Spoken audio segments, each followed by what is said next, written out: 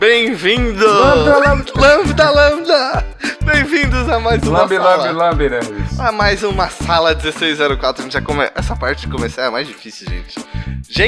Sala 1604. O podcast mais conhecido do Brasil. Só que não. A gente aos poucos tá virando. A gente aos poucos tá crescendo, gente.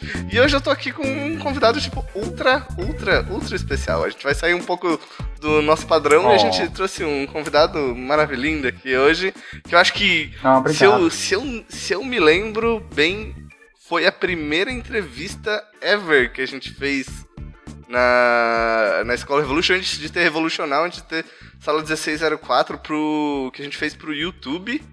Tal. Foi a primeira pessoa que a gente entrevistou na vida, assim. As primeiras entrevistadas. E a gente vai trazer ele de novo, que é Mr. Paul. Se apresente aí. Valeu. Obrigado, Gustavo.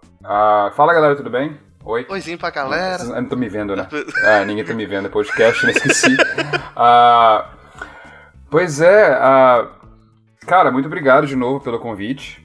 Pra quem não me conhece, eu sou o Paul Paulino, e eu trabalho aqui em Vancouver, no Canadá, hoje em dia. Eu tô trabalhando na Method Studios, atualmente, e eu sou um texture painter, né, um texturizador. Engraçado que uma vez eu tentei explicar pra minha mãe, e foi bem complicado. Ela achava... Na verdade, tem um amigo meu que ele é americano, tentou explicar pra mãe dele que ele era um texture painter. A mãe dele achou que ele pintava parede, sacou? Uma coisa assim. Aí eu falei, caralho, é muito complicado explicar o que a gente faz. Mas basicamente eu pinto os cores nas coisinhas, sabe? Personagens e objetos. Se vocês querem saber mais sobre textura e o que é textura, a gente fez um podcast, acho que um tempo atrás, fez eu e o Giovanni, um podcast só falando sobre o básico do que é textura, o que é pintar texturas e o que significa isso que o Paul faz tão lindamente. Sério? Que legal, eu não vi ainda não, vou ouvir porque eu tenho que Se a gente falar merda, fala lá nos comentários, assim. Não, porque é muito engraçado, porque às vezes eu não consigo explicar direito, sabe, o que eu faço, assim. Sabe quando você sabe fazer, mas não sabe explicar o que você tá fazendo? Sim. Mas eu acho que a nossa explicação foi mais pra uma pessoa que tem um básico da área, assim, sabe? Não sei se a nossa explicação foi boa o suficiente. Tipo, pra minha mãe não vai entender nada, certeza. É difícil, cara, é difícil. Por isso que meu pai acha que eu faço jornalismo até hoje. E olha que eu formei publicidade. Gente, antes da gente iniciar esse podcast, aquele avisinho pra você que tá ouvindo ainda, sabe? Tem um botãozinho aqui embaixo. Deixa aquele likezinho. Maroto. Segue a gente. Você virou youtuber mesmo, hein, cara? Não, tá o pessoal aqui do marketing digital. da escola fala, não pode esquecer de pedir pra deixar o like logo no começo. Se pedir no fim, a galera não dá like, a galera esquece, a galera ouve, esquece, não deixa e mais gente não recebe. E, gente, se vocês não conhecem as páginas do Paul, entrem na página dele, é paulhpaulino, né? .com. E isso. Tem o Instagram também. E também tem meu Facebook. Isso. Eu tô postando muito foto de pizza e pão ultimamente. Nossa, cara, isso tem me dado uma... Esses dias eu tava falando com a Thaís aí, aqui da escola, tem um amigo nosso que cozinha, também o Murilo, que por acaso é o cara que faz o podcast. Eu tava conversando com a Thaís assim, caraca, eu tô vendo um pouco uns dias esses pão, essas pizzas, me deu uma vontade de arranjar um hobby desse. Me dá uma fome. Cara, é muito bom. Eu acho que a gente pode até falar um pouco disso depois, por que eu tô fazendo pão, sabe? E as pessoas acham muito engraçado, porque do nada eu comecei a fazer pão do zero, sabe? E tem um motivo por trás disso que eu até aplico no que eu faço. Parece bizarro, mas... Gente, essa vai ficar... Esse é o cliffhanger, hein? Por que fazer pães ajuda na textura? Qual a relação de pão e textura? Eu vou até escrever um artigo sobre isso, né? Olha esses. Pão e textura. Como fazer os dois. Como fazer pão e textura ao mesmo tempo, né? Você pinta com a mão e faz a massa com Mas o assim, se vocês quiserem ver fotos sinistras de... Cara, os pães são muito bonitos, velho. De pão sinistros. É a câmera também. No Instagram do pão. Cara, as pizzas, dá uma vontade de comer assim. Eu falei, caralho. Ontem eu fiz uma, cara. Eu fiz a metade de pepperoni e metade zucchini com mascarpone cheese. Nossa, minha pizza preferida é pizza de pepperoni. Nossa, eu amo pizza de pepperoni. Cara, e a que eu fiz ontem, nossa senhora. Eu comprei um pepperoni bom, saca? Aqueles italiano. caro pra caralho, mas tudo bem. Você se satisfez. Valeu a pena depois. Nossa, foi muito bom. Então agora vamos... E, gente, pra quem não tá ligado sobre o que a gente vai falar hoje, a gente vai falar sobre um pouco... Se você quer saber mais da história do Paul, acho que você pode ir lá no nosso vídeo anterior, no vídeo que a gente fez pra Escola Revolution. Acho que deve ter umas 3 horas de vídeo do Paul contando da infância dele até, tipo, sei lá...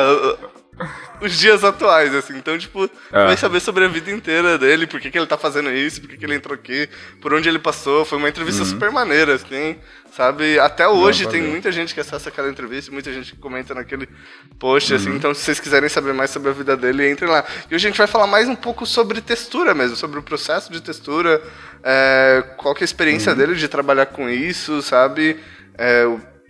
O que ele tem aprendido ao longo desses anos na indústria, sabe?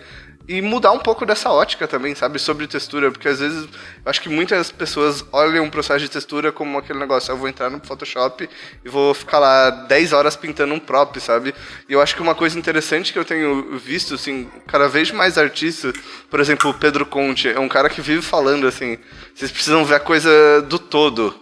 E se você tá pintando, tipo, só, às vezes, um prop só, ou fazendo uma coisa só de uma maneira específica, você não consegue ver o todo, assim, sabe? Ele vive falando sobre isso do todo, sabe? Então, tipo, e desmistificar um pouco dessa coisa sobre, o processo. Porque eu uso esse software, minha textura é melhor, sabe? Porque muita gente fala isso. Nossa. Sabe, se eu usar o Mari, eu vou virar o texturizador supremo, sabe? Saca? Então, tipo... Aquela eterna briga de Xbox e PS4. Maya Max. Sabe, Maya Max. É sempre essa briguinha, né? Eu acho que é uma besteira tremenda no final. Porque, cara, isso é o de menos, sabe? É claro, ter um software como o Mario ajuda bastante. Sim. Mas o olhar... A gente vai até falar disso mais tarde, mas o olhar e desenvolver o bom gosto, né, para as coisas, que eu acho que é o diferencial de um bom texturizador. Um bom artista, na verdade, né? Tipo, assim, se a gente for meio... Se você for meio que falar, assim, do seu approach pra textura, quando você... Pra quem não sabe, o Paul estudou na Think Tank e tal, que é uma escola do Canadá. Quando você saiu de lá e quando você entrou na primeira empresa que você trabalhou no Canadá, pra agora, tipo... Em termos... O que você acha que mudou no seu processo e no jeito como você vê o processo de textura? Você acha que mudou muito? Eu acho, assim, que... Quando eu saí da escola, eu saí da escola em 2015, na verdade, e entrei direto na Scanline VFX. Na verdade, eu nem terminei a escola, né? Tinha um mês ainda pra terminar a escola e fui contratado na Scanline. E pra mim foi um pulo muito, muito, muito rápido, né? Foi meio... Eu entrei de cabeça, assim, num mundo... tipo, profissional, e eu tava, caralho, não sei o que eu faço agora. Eu tinha sempre aquela sensação, né, de, tipo, que eles iam me demitir a qualquer momento. Que eles iam chegar um dia e falar assim, pô, foi um engano, sacou? a gente ia atravessar outro Paul, mas veio você, a gente achou que era o cara, mas você não é, então tchau. E eu fiquei muito, muito deslumbrado, né, com aquele ambiente. E de cara, assim, quando eu saí da escola, eu tinha uma visão muito, muito fechada do que é o processo, do workflow de textura. Eu tive muita sorte porque eu tive o Justin Holt como mentor, né? Ele é um artista, é um dos nossos, né, deuses da textura. Deus da textura. Ele pra mim, ele é o deus da textura hoje em dia no mundo. Sim. E eu tenho muita sorte e prazer de ter ele como meu supervisor hoje na Method, inclusive. Mas ele foi meu mentor na escola e o approach dele pra textura é muito interessante, né? Que ele sempre começa a trabalhar com procedurais... E você cria a textura do zero, em vez de você ficar só projetando imagens e referências. Que é outro approach, mas ele tem um problema de, tipo, vamos dizer, se você não tiver uma referência, você está perdido, né? Se você não tiver uma referência certinha do jeito que você quer, você nunca vai conseguir projetar tudo, né? Sim. E além disso, demora pra caramba. Aí o que aconteceu? Quando eu saí da escola, eu tinha esse approach pra textura...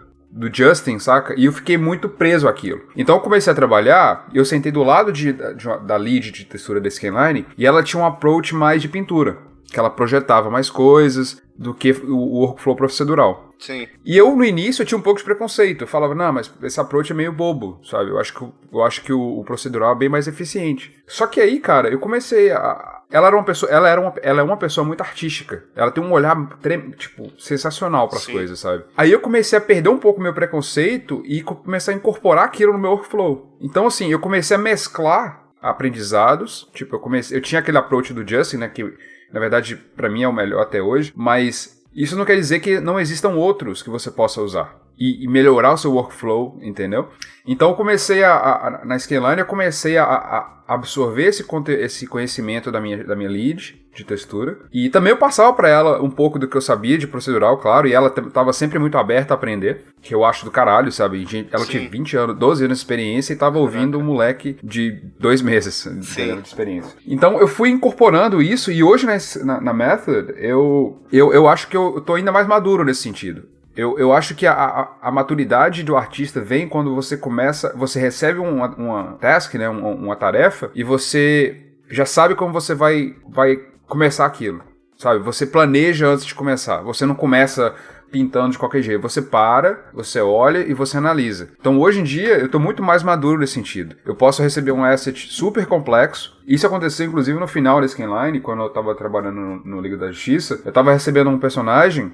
Por exemplo, eu trabalhei nos Digidoubles, né, do Batman e do Flash, por exemplo. Olha, gente. O Flash foi o meu primeiro Digidouble, eu fiz todo o suit dele, né, a armadura dele. Sim. O rosto, quem fez foi um amigo meu, super talentoso também, o Ken. Caraca. E a armadura do Flash é do caralho, assim, se você vê os detalhes que tem, é absurdo. E eu tive que fazer muito detalhe, sabe, nele. E foi minha primeira experiência com um personagem, saca? Uma armadura. E eu entrei em desespero, cara. Mas, tipo, antes você só tinha pegado só... prop. Só prop? E fazia quanto tempo que você tava lá para os caras, tipo, sei lá, te darem um Flash já? Na verdade, eles ficaram receosos em me passar um personagem que eu era muito novo, eu tinha 1 ano de indústria, saca? Caraca! E isso é muito pouco pra você pegar um hero character, né, que a gente fala. Sim. Geralmente você tem que, né, precisa um pouco mais de experiência. Só que eu tinha feito, no Independence Day, eu tinha feito um helicóptero pro Independence Day. Eu lembro que eu parei no filme só pra ver o helicóptero. Esse helicóptero que o povo fez. Eu lembro que eles gostaram muito dele, cara, do helicóptero. Mas eu acho que o que mudou a visão pelo menos da minha lead, que eu sentava do lado da minha lead de textura, foi uma vez, eu acho que... Eu tava fazendo o seguinte, eles me passaram um prop do Power Rangers, eu tava no Power Rangers, trabalhando no Power Rangers, eles me passaram um prop bem simples. Foi tipo um porta-jornal. E eu lembro que eles viraram assim e falaram, faz esse porta-jornal aí. Sabe quando não tem muita coisa pra fazer, eles te jogam qualquer coisa? Sim.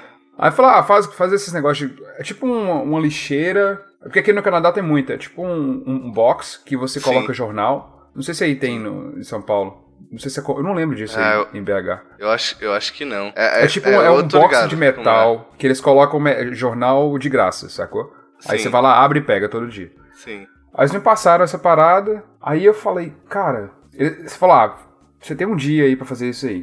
Não, um dia não, você tem 1 semana pra fazer isso aí. Eu falei, cara, quer saber?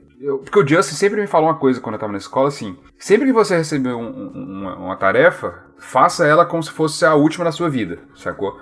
Coloque todo o seu esforço dentro do tempo que eles te deram, claro, pra fazer o seu melhor, sacou?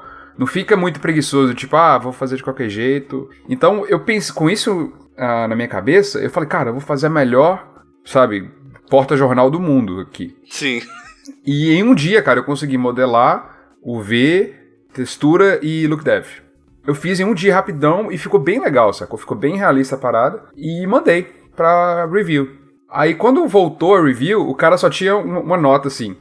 Por favor, manda esse cara fazer todas os outros porta-jornais do filme, sacou? Porque a gente tinha um tanto, assim, pela cidade, e eles estavam bem mal feitos, bem simples, saca? Sim. E nem precisava muito de detalhe, mas ele gostou tanto do resultado que pediu pra fazer as outras. E a minha chefe viu isso, sacou? Ela viu isso, ela começou a observar os meus outros trabalhos. Aí quando chegou o Liga no estúdio, eles falaram que ela ia fazer o Flash. Aí eles iam passar o Flash pra ela. Ela falou... Não, eu quero que o Paul faça. Aí eu travei, eu fiquei em choque, assim. Falei, como é que é? Aí ela falou, não, caraca, eu quero que o Paul faça. E eu em choque.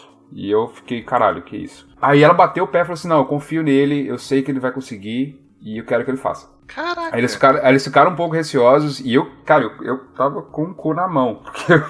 Porque eu queria, claro, experiência, mas eu tava com muito medo de fazer merda, né? Mas muito legal a demonstração de confiança, eu achei do cara, dela pra você, assim, sensacional, cara. Tanto que até hoje eu falo isso pra todo mundo, pra ela inclusive, que é muito difícil ver isso em profissionais. Pelo menos no Brasil, cara, eu acho que eu tive experiências ruins em relação a isso, sabe? Que geralmente chefe tem aquela coisa de tipo, ele quer pegar o melhor pra ele, foda-se o time, sacou? Ela não, ela demonstrou, e eu vejo muito isso em profissionais aqui no Canadá, essa coisa de tipo, eu penso num todo, não em mim, sacou? Vamos pensar como um time. E ela confiou em mim, sacou? E isso foi do caralho, assim, até hoje eu agradeço muito ela pela oportunidade, porque se não fosse por isso, talvez eu não teria feito os outros personagens. Porque quando eu peguei o Flash, eu trabalhei eu fiz só textura, né? Eu trabalhei com um cara que fez look dev, né, que fez os materiais, e o cara era super experiente, e foi uma experiência, assim, muito desafiadora, né, porque, cara, porra, puta responsabilidade, muito detalhe também, muito detalhe, e aí eu comecei a incorporar tudo aquilo que eu mencionei agora, que eu fui aprendendo com ela, eu fui pegando muito dos workflows que ela usa, e não só do workflow do Justin, saca? Então eu comecei a misturar os dois, e foi do caralho a experiência, sabe? E depois que eu terminei o Flash, foi bem rápido, inclusive, foi bem um mês mais ou menos que eu terminei, e eles ficaram surpresos com a velocidade que a gente terminou, a textura e o look dev. Aí o meu supervisor perguntou pra mim aqui, ficou muito legal o seu trabalho no Flash, você estaria afim de texturizar o Batman? Aí eu desmaiava na hora, velho. Aí eu olhei pra ele assim, eu achei que ele tava zoando, né? Eu falei, como é que é? Aí ele falou... não, é porque agora o Batman, o Digidouble vai chegar aqui e tal, a gente vai fazer ele também. Estaria afim de fazer? Eu falei... Você acha? Eu falei, vou olhar na minha agenda, né? Cara, vou ver se eu posso, né? Acho que eu posso. Mas aí, cara, e o Batman fez ele completo, sabe? Fez ele todo do rosto, e caralho, armadura e tudo. Inclusive o Batman foi muito elogiado pelo próprio VFX Supervisor. Sacou? O cara lá de cima falou que eles gostaram tanto que eles iam usar mais, sabe? Porque eles gostaram bastante do resultado da Scanline. Pra mim foi muito legal, sacou? Tipo, a confiança que eles me deram no Flash foi passando de... Porque depois disso, cara, eu fiz todos os outros que foram chegando, sabe? Eu trabalhei nos Parademons, eu trabalhei nos Atlanteans, né? Dos personagens do Aquaman. Então, assim... E com o passar do tempo, nesses personagens que eu fui fazendo, eu acabei, tipo, ficando mais confortável, sabe, com o desafio. Eu não ficava mais enlouquecendo quando eu comecei o Flash, eu ficava mais tranquilo. Eu pegava e falava, cara, bem de boa e tal, vamos fazer isso. Vamos fazer, sim. Entendeu? Então, sim. Então, trabalhar nesses personagens foi bem legal, sacou? Bem legal, e eu fiquei muito feliz com a confiança que depositaram em mim na Scanline por isso, sabe? Sim. Então agradeço muito a minha lead, a Ana, e os meus supervisores, sabe? Porque é uma coisa que é difícil, sabe? Eu acho que é muito questão de você mostrar que você consegue, sabe? Você se provar sem passar em cima de ninguém, sabe? Porque em nenhum momento eu falei, eu nem pedi, cara, eu nem cheguei a falar, me dá isso aí, sabe? Na verdade, assim, não tem problema nenhum você impedir também. Inclusive, uma coisa que eu até fazia no início, eu tava fazendo muita modelagem. E eu comecei a ficar incomodado. Eu não ligo tanto, mas eu queria fazer textura. Eu falei, cara, eu quero ser um texture painter. Aí eu comecei a conversar com os meus coordenadores e falar, será que você não tem nenhuma textura aí? E nessessas oportunidades que eu pegava... nessas oportunidades que eu pegava, eu tentava dar o melhor, entendeu? Eu falava, eu vou fazer o melhor que eu puder e é isso, sacou? Sim, e assim, é legal você falar dos Digidoubles que você fez do Batman, do Flash, que eu lembrei, cara, falando no Senhor Deus Supremo da Textura, Justin Holt, pô, está caminhando para esse panteão. Cara, aquele vídeo da Sony Pictures Imageworks, da Imageworks VFX, que ele tava trabalhando lá, do personagem, não sei se chegou a ver, do Digidouble do Spider-Man. Que tem uma hora no vídeo que eu achei muito absurdo, assim. Tipo, ele tá andando, né? Que ele tá andando, assim, aí a gente não sabe que isso é VFX. Aí do nada o supervisor fala, mas aí a gente mostrou esse shot pro cara andando, pro Homem-Aranha andando dentro de um quarto, pro diretor e pro cara que fez o Homem-Aranha. Eles falaram assim, isso daí é um dublê que fez o cara? Aí o supervisor falou, não, é VFX. Aí eu olhei assim, what the É. Tipo, a gente tá num nível, em termos de criação de dublê digital muito alto, assim, você não conseguia distinguir aquilo de um asset real, assim, sabe? Parecia ser um cara numa roupa, sabe, dançando e fazendo umas baboseiras ali. A gente tá chegando num ponto que é... O problema é o seguinte, é porque tem muita coisa envolvida, né? Não é só fazer o dublê real também. Sim. Tem muitas coisas que envolvem, sabe? Tem a questão do tempo, porque integrar ele numa cena... Por isso que muitas vezes as pessoas falam, ficou muito CG, dá pra ver. Porque, cara, às vezes não tem tempo pra fazer as coisas e são muitos fatores envolvidos, né? Que complica um pouco, mas, enfim... Ao longo do processo você tem várias etapas, né? Depois que você termina o look, não sei, às vezes ele pode ir pra comp, não ser tão bem integrado e um pouco do trampo se perdeu, às vezes pode ir pra correção de cores, perder mais um pouco, né?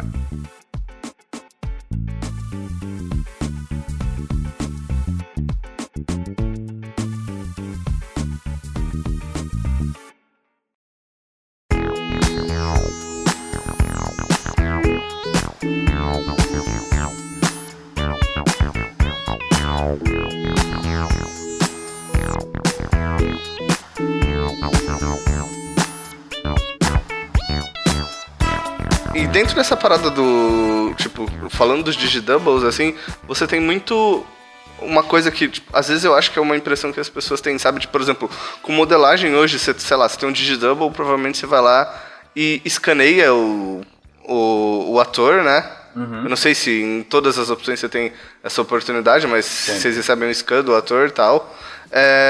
E na hora, no processo de textura, vocês também chegam a receber, tipo, as fotografias do asset real?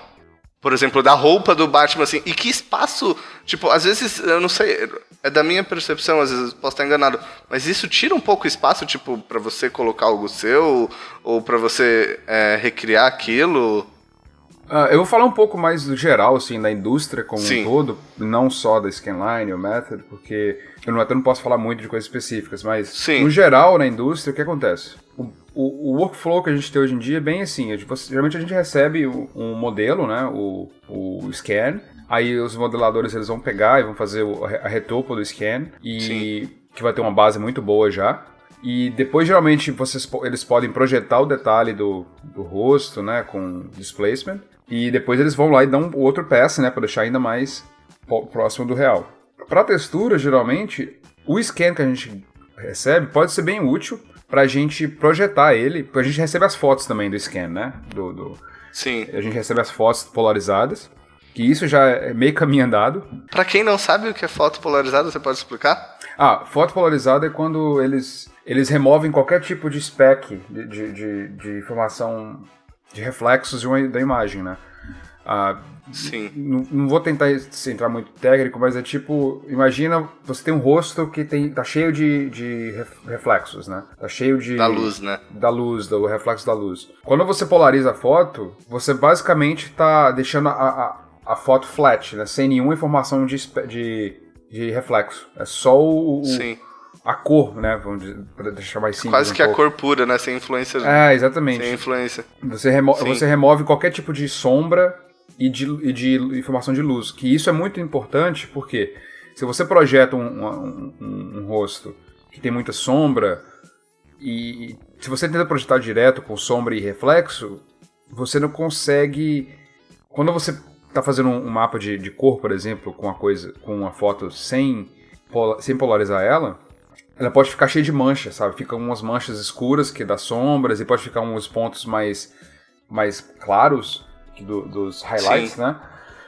Então pode ser bem complicado. Por isso que a foto polarizada é muito bom.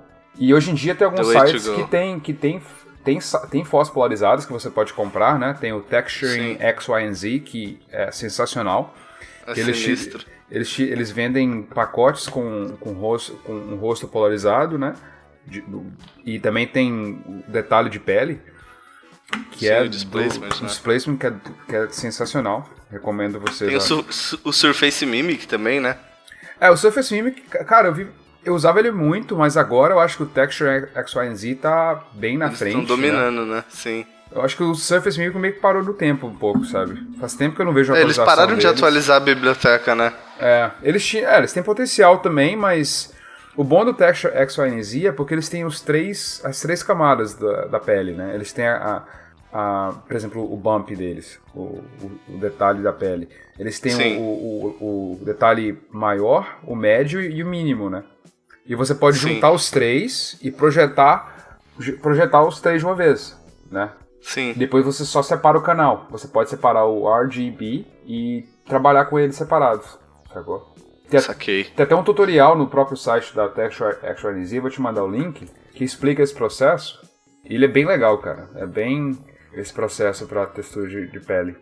O legal do Texture X, Y, Z é que eles também têm bastante tutorial ensinando a como usar os mapas deles, né? Tipo, tem aquele do Michael Couch que ele fez sobre tecido, que o Texture X, Y, Z contratou ele pra fazer, um sobre tecido. Isso. E os mapas de tecido deles, sabe? Tipo, eles têm bastante isso. Eu acho super legal essa iniciativa deles. É sensacional. Eu acho que é isso que falta hoje em dia, e que eu acho que a gente tá tentando fazer, né? Vocês com a Revolution e eu também com meus artigos, é trazer um pouco mais de educação de maneira acessível, saca? Porque eu acho que a gente tá numa época que ninguém mais tem paciência pra sentar e ouvir um curso de 8 horas. Assim, a gente ainda faz isso se for muito específico, mas eu acredito muito em informação rápida também. Às vezes eu tô procurando só uma coisa específica, tipo, como é que eu faço um mapa RGB, sabe? Por isso eu escrevi isso no meu site, um artigo rápido, que é coisa simples, muito utilizada na indústria e que ninguém consegue achar online, entendeu?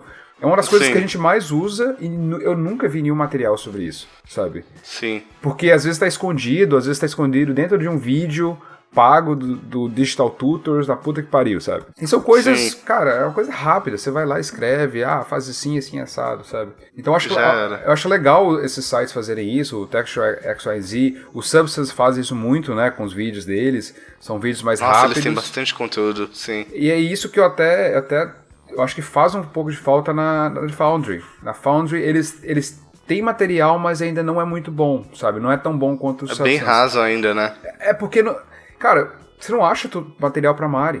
Assim, no site deles, eles estão melhorando, tendo mais, mas ainda não tem, sabe? E por isso que as pessoas estão afastando do Mari. Porque o Substance está tendo todo esse material e suporte pra comunidade, e o Mari não. Eles estão melhorando, sim, eles estão... Né, eles estão entendendo o que está acontecendo agora, a Foundry, e com certeza vai mudar no futuro isso. Sim. Porque o Mari é um software sensacional, sabe? Eu uso todo dia e gosto pra caralho. Mas ainda assim, eles precisam melhorar um pouco a interatividade, a forma que eles interagem com a comunidade, né? Sim. Pra tornar eu lembro que tem uma história bem antiga da época pra quem mexe com comp, quem não sabe, o Nuke é da The Foundry, né, também. Uhum. E quando o Nuke saiu, tinha um software, o nome dele era Fusion. Não sabia disso. Não sei se, tinha um outro, na verdade, tinha um Nuke e tinha um outro software que era Fusion. Lembro. Tal. Aí, na época que esses dois saíram, eles estavam meio que, aí a Apple tinha um software que era o Shake, tal, e eles estavam descontinuando, a Apple estava parando com a divisão de software dele, estavam descontinuando esse Shake, que era o software mais usado para composição, e ficou o Nuke e o Fusion. E o que diferenciou um do outro, tipo, o pessoal fala bastante isso, até falam na FX PhD, num dos vídeos que eles faziam antigamente, tipo, contando assim que o que diferenciou o Nuke do Fusion foi que eles tinham um material de suporte, de help, muito bom, então todo mundo conseguia aprender o software, já o Fusion não tinha isso, o que deixou ele muito pra trás da indústria, assim, sabe? Porque, cara, esse suporte é muito importante, sabe, pra quem tá aprendendo, e eu acho que é muito legal como a Algorithm faz com o Substance, ter esse suporte muito, é quase ao vivo a parada, sacou? Eu acho muito interessante, e assim, e outra coisa, eu vejo muito essa briga hoje em dia de, eu uso Substance, eu uso Mari, qual é melhor, qual você usa? Cara, na boa, eu uso os dois, sabe? Eu uso os dois e cada um tem seus pontos fortes e fracos. O Mari hoje em dia tem opções, sabe, de graça para quem quer aprender o Mari do zero. Tem o non-commercial version no site deles. Sim. É um software muito caro, né? Eu acho que o que diferencia mais, eu acho que no momento, pelo menos da minha perspectiva, é o preço, assim. O Substance ele é muito competitivo em termos de valores, né? Exatamente. E também ele tem uma pegada mais home user, né? Tipo, eles ainda não estão apostando tanto em empresa quanto o Mari sempre fez. O Mari é um software quase corporativo, né? Pelo preço e pelo suporte dele, nesse sentido de o tanto de informação que ele suporta, né? Sim. Então tem umas diferenças, acho que isso é até uma pergunta que eu ia fazer. Tem umas diferenças neles, acho que entre o Mari e o Substance, que são, tipo, mais brutais. Eu não sei se eu poderia falar de algumas, assim, que você vê, assim, que, tipo, o Mari tem, que o Substance não tem, e que o Substance tem, que o Mari não tem. Eu acho que, por enquanto, o Substance você não pode pintar através das UDIMs, né? Das tiles de UVs. E isso é um saco, mas eu acho que eles vão consertar isso daqui a pouco tempo, sabe? É uma coisa bem simples, eu acho, pra eles mudarem. Não sei se é simples, eu tô falando besteira, mas eu acho que eles conseguem daqui a algumas atualizações. Só que eu ainda não sou muito fã do layout, sabe? Talvez eu sou muito acostumado com o Mario, mas eu não gosto muito do layout dele. Eu acho muito... O workspace dele. O workspace eu acho muito, sei lá... Não acho muito friendly, sabe? Não acho muito fácil de... Assim, eu acho fácil de aprender a usar, mas eu só não acho confortável de trabalhar nele, como no Mario pra mim. No Mario eu me sinto muito mais... Sim. Eu acho que o fato de você poder pegar as Windows e mover elas de lado... Eu sei que no Substance também faz isso, mas eu não sei, eu sou meio chato com isso, com o Substance. É uma coisa pessoal só. Mas... Em termos de workflows, assim, você, tipo, vê pontos fortes e... Tipo, porque existe uma diferença do workflow de um pro outro, né? Mas você vê pontos fortes mais no que, tipo, o Algorithmic tá fazendo e no que a The Foundry... Porque a The Foundry, ele é, tipo assim, o Mario é tipo um trator, né? Ele aguenta muita textura, muita resolução, muita UDIM, que já... Isso é uma puta deficiência já do Substance, que eu acho que ele só aceita 4 UDIMs, né? Eu não sei, sabe por quê? Porque eu tenho usado muito o Substance pra fazer máscaras.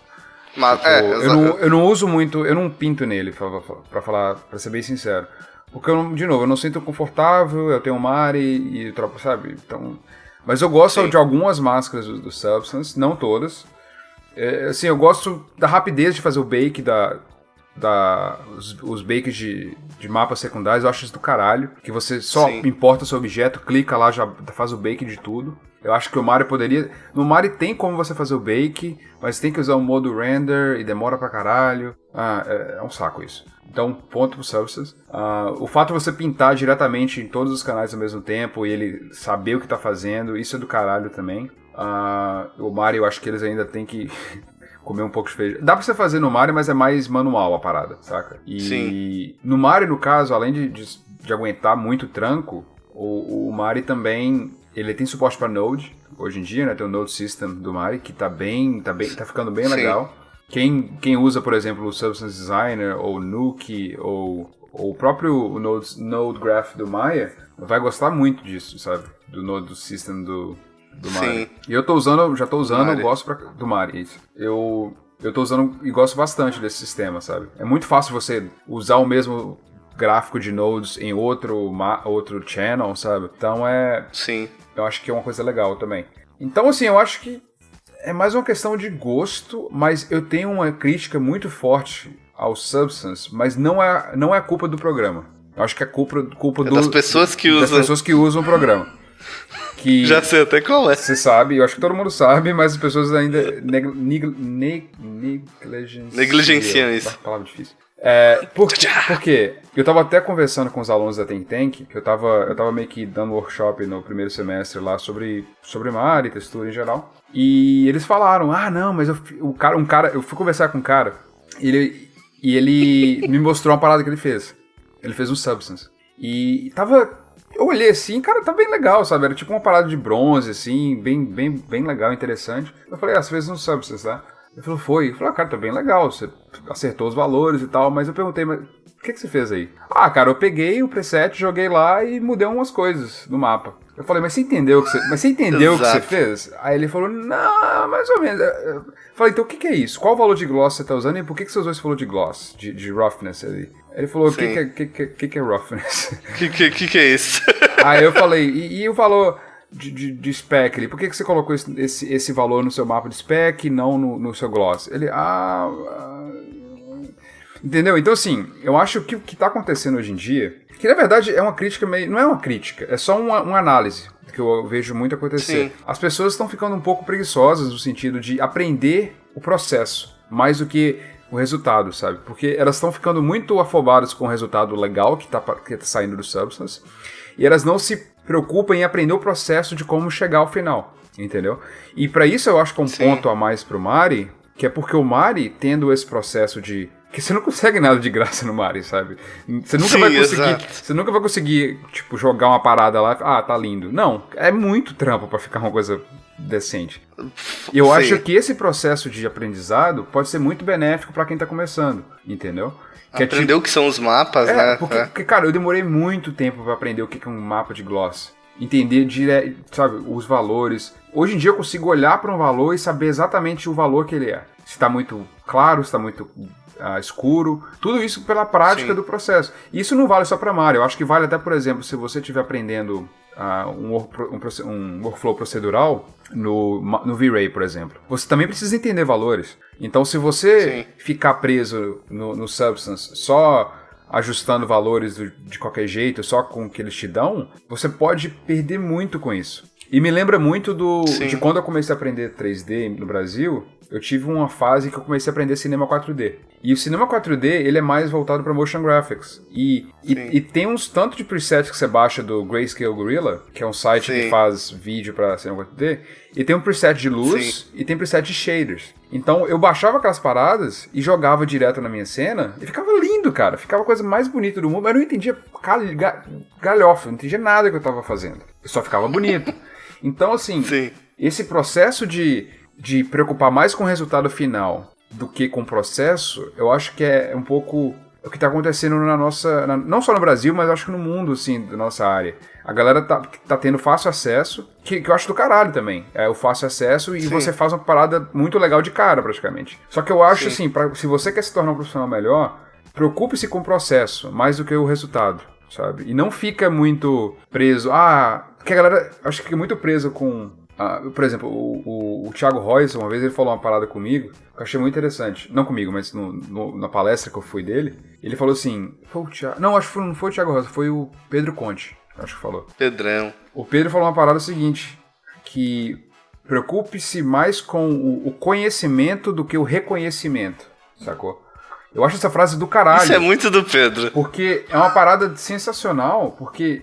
Por mais que hoje em dia, assim, eu tenho um marketing pessoal bem ativo na internet, eu coloco as coisas que eu fiz e tal. Cara, eu tenho milhares de projetos, sabe, que eu não posto, sabe? Você sabe, inclusive eu mando pra você de vez em quando, mas eu nunca posto. Sim. Porque eu prefiro melhorar as minhas habilidades sem, tipo, ficar querendo ganhar like, sacou? No ArtStation e tal. Sim. E não tem nenhum problema nisso, mas eu acho que, ainda mais quando você está no início, que você ainda não tem tipo, se você não desenvolveu muito o seu workflow, né, essas coisas, eu acho muito importante você preocupar com o processo, entendeu? O que você está aprendendo. Sim. Mais do que você tá preocupado com como vai parecer no final e quantos likes você vai ganhar. Eu sei que é difícil, eu passo por isso também, saca? Sim, mas eu acho que aí você acabou falando sobre uma parada interessante, porque assim, eu acho que também tem a questão do aprendizado, beleza, você consegue uma parada mais pronta, mas e se você chegar numa situação em que você não tem a parada pronta na substância? Você precisa entender como aquilo como você chega àquilo através de uma série de mapas para fazer Exatamente. Para criar uma textura específica. Se não tiver na biblioteca, você não vai conseguir fazer. Exatamente. É por isso que você tem que... E não me entendam mal, porque pode parecer que eu tô falando, não usa o Substance, usa o Mari, sabe? Não, o que eu tô falando é o seguinte, se você for usar o Substance e você tá começando na área, eu recomendo que você esteja consciente disso. Evite usar os presets se você tá aprendendo. Tente entender o que você tá fazendo. Eu tô criando um mapa de metal, um material de metal corroído. Por que eu tô colocando o spec mais escuro na corrosão? Entendeu? Por que eu tô fazendo isso? Começa a entender na vida real o que tá acontecendo. As referências. Por isso que é bom ter referência o tempo inteiro. Sabe? Sim.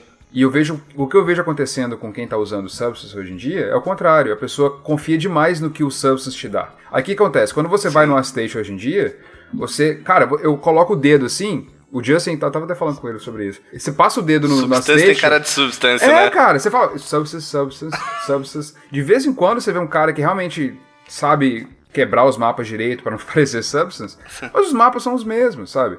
Então, Sim. tem como...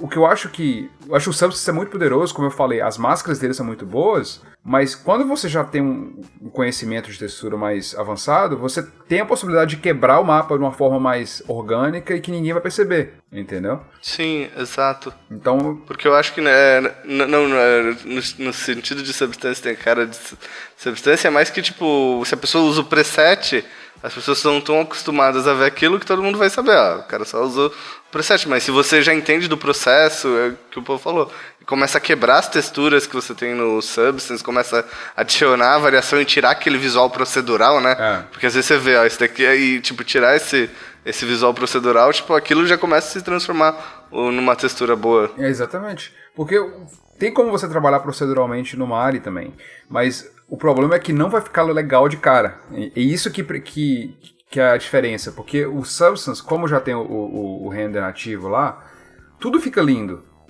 Ainda mais pra quem não tá na área, você fica deslumbrado muito rápido. Você vê um resultado do caralho e fala, caralho, porra, já tá pronto. Eu sou foda, entendeu? Acabou. É hoje. E era esse Texture Paint em 2 dias. Esse sentimento que eu tinha com o Cinema 4D. Eu fazia as paradas, seguia um tutorial, fazia a parada não ficava do caralho, mas pra mim ficava lindo, mostrava pra alguém e falava, pô, que legal, hein? Eu falei, pois é, eu fiz isso aí tudo. A mesma coisa com o Substance. Mandei então assim, se você quer ser um profissional, sabe, com conhecimento mais avançado, eu acho que você tem que parar e estudar um pouco as coisas, sabe? Por que isso acontece? Qual o processo? Qual que é o... Sabe? Que aprendizado, cara, é uma coisa que você nunca para, né? Eu, por exemplo, tipo, todo dia eu aprendo uma coisa nova e tô sempre disposto a aprender, sabe? Nunca eu vou falar, já sei tudo, velho, foda-se, entendeu? Acabou, já era. Se você falar isso um dia, você pode, sei lá... Acabou sua carreira. sei lá. Ou você não é pra fazer mais aquilo, perdeu a graça mesmo. É que você perdeu, realmente, você perdeu a vontade, né? Sim.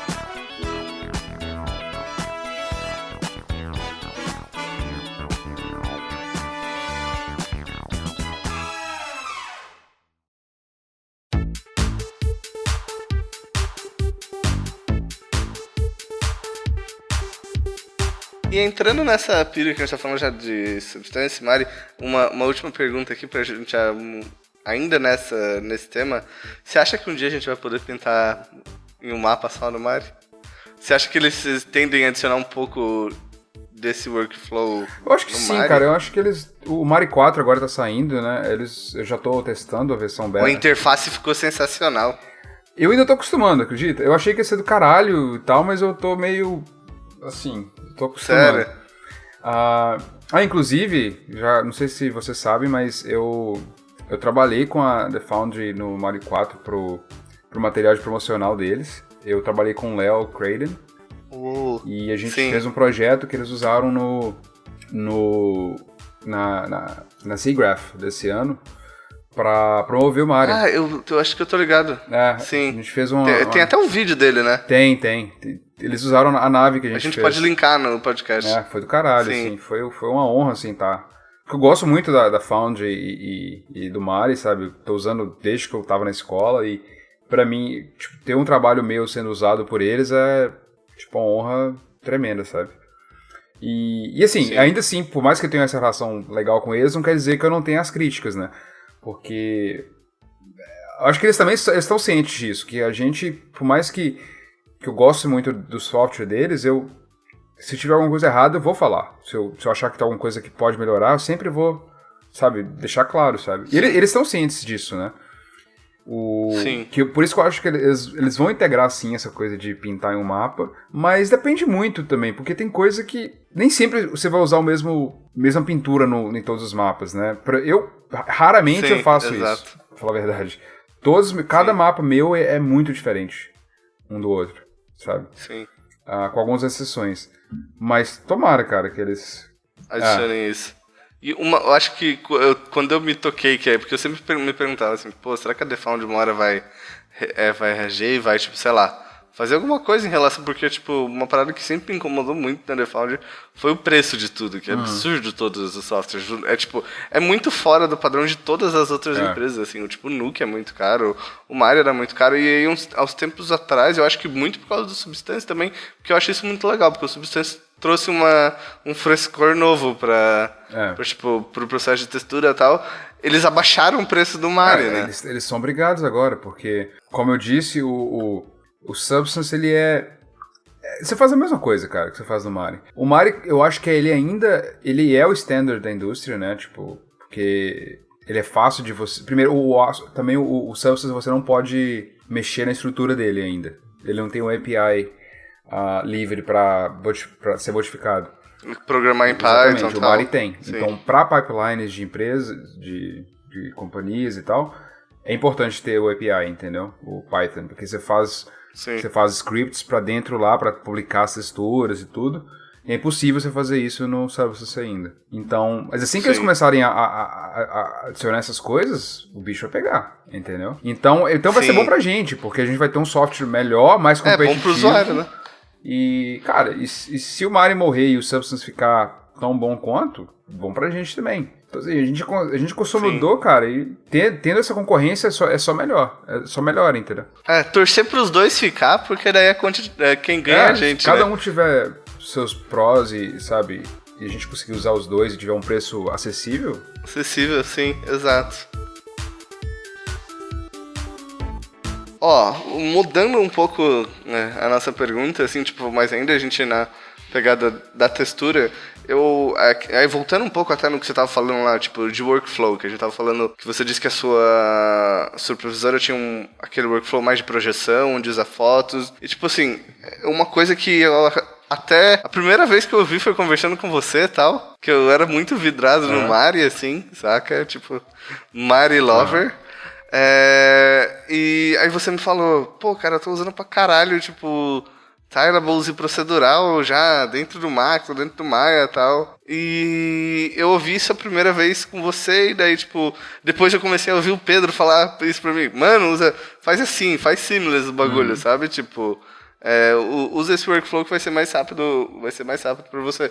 Então, tipo, existe pra você, tipo, approaches diferentes pra... Por exemplo, o jeito que você cria um personagem é diferente, por exemplo, de um jeito que você cria um asset ou um cenário. Tipo, você tende a criar assets de maneira mais procedural, sabe? Com esse workflow com Tylables e procedural. Dentro de por exemplo, existem momentos em que você não vai muito pro mar e cria já mais dentro de um software 3D? É uma pergunta boa, porque eu recentemente eu aprendi muito também na Scanline essa questão do workflow procedural. Sabe, de você fazer as coisas dentro do...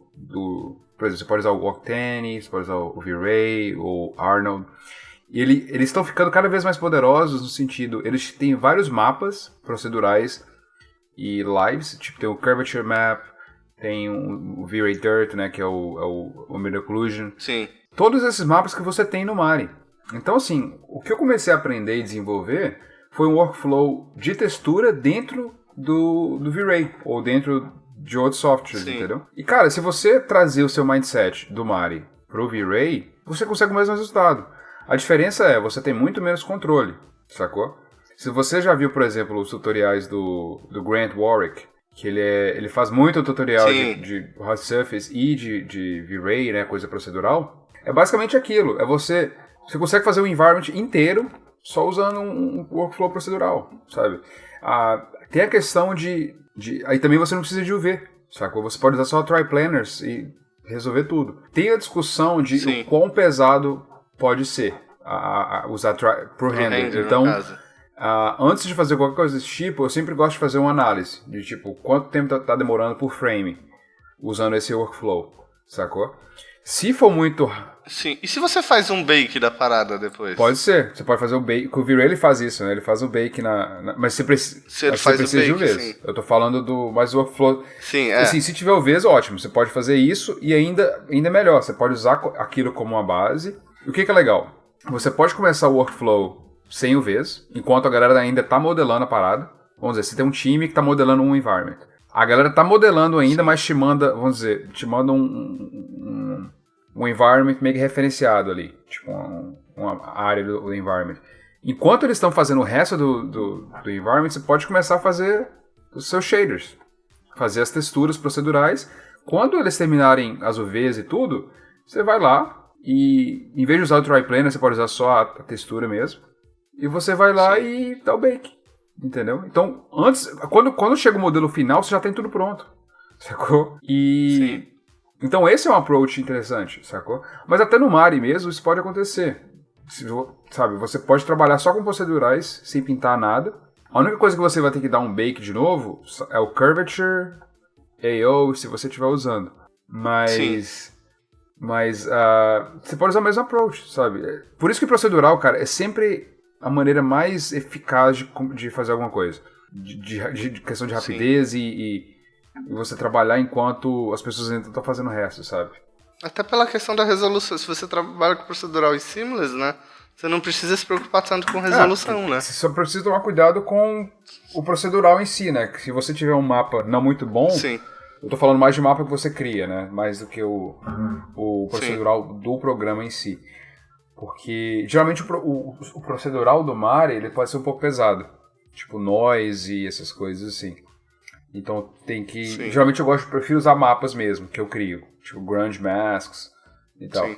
Então, depende muito disso, sabe? Desse workflow. Sim, e tipo, você chega a usar mais esse workflow pra... Tem uma diferença, tipo, de environments pra personagens? Personagem, cara, personagem fala skin, né, de rolo. Não, skin é quase sempre fotografia, né? Mas, tipo, por exemplo, as suites que você fez do Flash e tal. É muito a mistura, sabe? Porque às vezes você tem a referência de foto, aí você pode usar aquilo como uma base, porque geralmente você tem as fotos na mesma posição do seu modelo. Então isso já ajuda, e às vezes é mais rápido você projetar do que criar do zero. Só que sempre eu faço uma mistura. Eu sempre gosto de projetar algumas partes e colocar uns procedurais por cima para dar um break-up. Mas tem coisa que eu crio do zero, cara. Tem coisa que você não consegue a resolução necessária com projeção. Aí eu prefiro... Às vezes eu crio tilables das fotos que eu peguei, sacou? Nossa, que louco. Sim. E,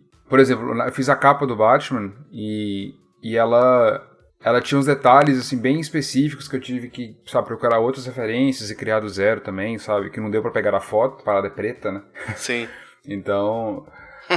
então você tem que ser criativo, sabe? Você tem que sair um pouco da caixinha e ficar... Um problema grande que eu vejo quem tá começando em textura é que eles se fecham muito naquele mundo de tipo, eu vou projetar e é isso. Ou então, eu preciso da referência exata. Cara, a vida não é perfeita assim, sabe? Imagina você trabalhando numa criatura e tal, saca? Por exemplo, eu trabalhei nos parademônios. Porra, não existe nada. Não existe um parademônio. Qualquer referência real, né? Então, você tem que ser criativo, procurar referências na vida real que saiam do comum, sabe? Procura... Tipo, se você quer um break-up, você está fazendo madeira, às vezes eu uso concreto para fazer madeira, sabe? E a pessoa fica, como assim? Sim. É questão de... Pra mim, o que importa são os valores das texturas. Os valores de contraste, né? Do branco, do preto. E como é que eu vou fazer o blend ali bonitinho. Então eu uso muito os dois workflows, assim, quando eu faço o personagem. Pra environment é quase sempre procedural. Com pouquíssimas exceções. Mas personagem é basicamente procedural e projeções em algumas áreas. E me diz uma coisa, assim, tipo, quando você tá, por exemplo, no environment, assim, sei lá, você recebe um prédio, mas uma coisa que eu sempre fui muito curioso, assim, no workflow de VFX, sei lá, você tem lá uma cidade. Como que você texturiza, tipo, por exemplo, você tem um shot que você tem vários prédios. Pra que aquilo se mantenha de uma maneira consistente, o approach pro shot é, tipo, sei lá, vou pegar todos os prédios e colocar numa cena ou vou texturizar prédio a prédio? Sabe, tipo, pra que a direção de, tipo, sei lá, pra que a direção de arte daquilo fique consistente, sabe? Tipo, porque... Mas você tá falando prédio cidade grande ou prédio... supomos que você tem um shot mais aberto, que você precisa fazer quase todo o ambiente em CG, sabe? Tipo, você pega o shot do todo ou você pega o shot da parte? Não, acho que geralmente depende, assim. Tem vários estúdios, tem seus workflows diferentes, mas geralmente eu acho que eles texturizam normal, assim... Tem uns assets mesmo, né? Alguns outros estúdios têm uma maneira diferente de lidar com environments, com prédios. Eles já têm sistemas que fazem a parada, sabe? Tipo, praticamente pronta com textura e tudo. Então, tem alguns estúdios que alguns shots eles resolvem com matte painting, em vez de fazer texturizar Sim. a parada, saca? Você só... Tem até um shot no Guardiões da Galáxia que eles fizeram isso, né? Que eu trabalhei, inclusive. Eu fiz o modelo de um... Não sei se você viu... Lembra aquela cena do Guardiões que tem um blob azul que começa a comer tudo? Pois é. Sim. Tem uma cena ali que tem uma galera correndo do blob na Terra e eles estão correndo na rua. Aí o blob começa a comer uns prédios do lado. Eu fiz um modelo de 2 prédios do lado ali e eu fiz uma textura bem básica, mas aí eles colocaram... O matte painting foi lá e projetou porque eles tinham o shot, né? Eles tinham a cena gravada. E eles projetaram a fachada do prédio, entendeu? Naquilo. Sim. No próprio matte painting, em vez de passar pela textura e colocar todos os detalhes, entendeu? Sim, é porque aí que é meio que entra minha dúvida. Tipo, por exemplo, você tem 2 prédios aqui, aí fulano vai lá e pega 2 prédios no outro lado. Tipo, como você faz sabe, tipo, os seus 2 prédios parecerem com os 2 prédios do cara que tá... Do outro cara, sabe, em termos de direção de arte, sabe? Quando você pega um shot... Depende, assim, quando você tem que fazer prédios iguais, a gente pode colocar na mesma turntable, né? Pra gente avaliar valores e tal. Sim. Mas... Não tem muito, assim, direção. A não ser que seja bem específico. Porque se tiver muito discrepante, sim, cara, comp resolve. Deixa o cara da comp se lascar. A galera de comp adora ver isso. Porque isso vem um pouco do... Tipo, o Pedro, ele deu uma palestra aqui na escola, falando da Disney lá, que, tipo, o approach dele é sempre, tipo, de shot, assim, ó. Você pega, você começa a trabalhar o shot inteiro de uma vez. Então ele tá falando lá dos ambientes do Moana. Ele vai lá e pega o ambiente todo e começa a jogar um base color em tudo. E daí vai subindo disso, sabe? Eu acho que é manter... esse é um approach um pouco diferente, porque a animação é muito mais direcionada a parada, né? Art directed, porque, né? A não ser que seja um filme mais...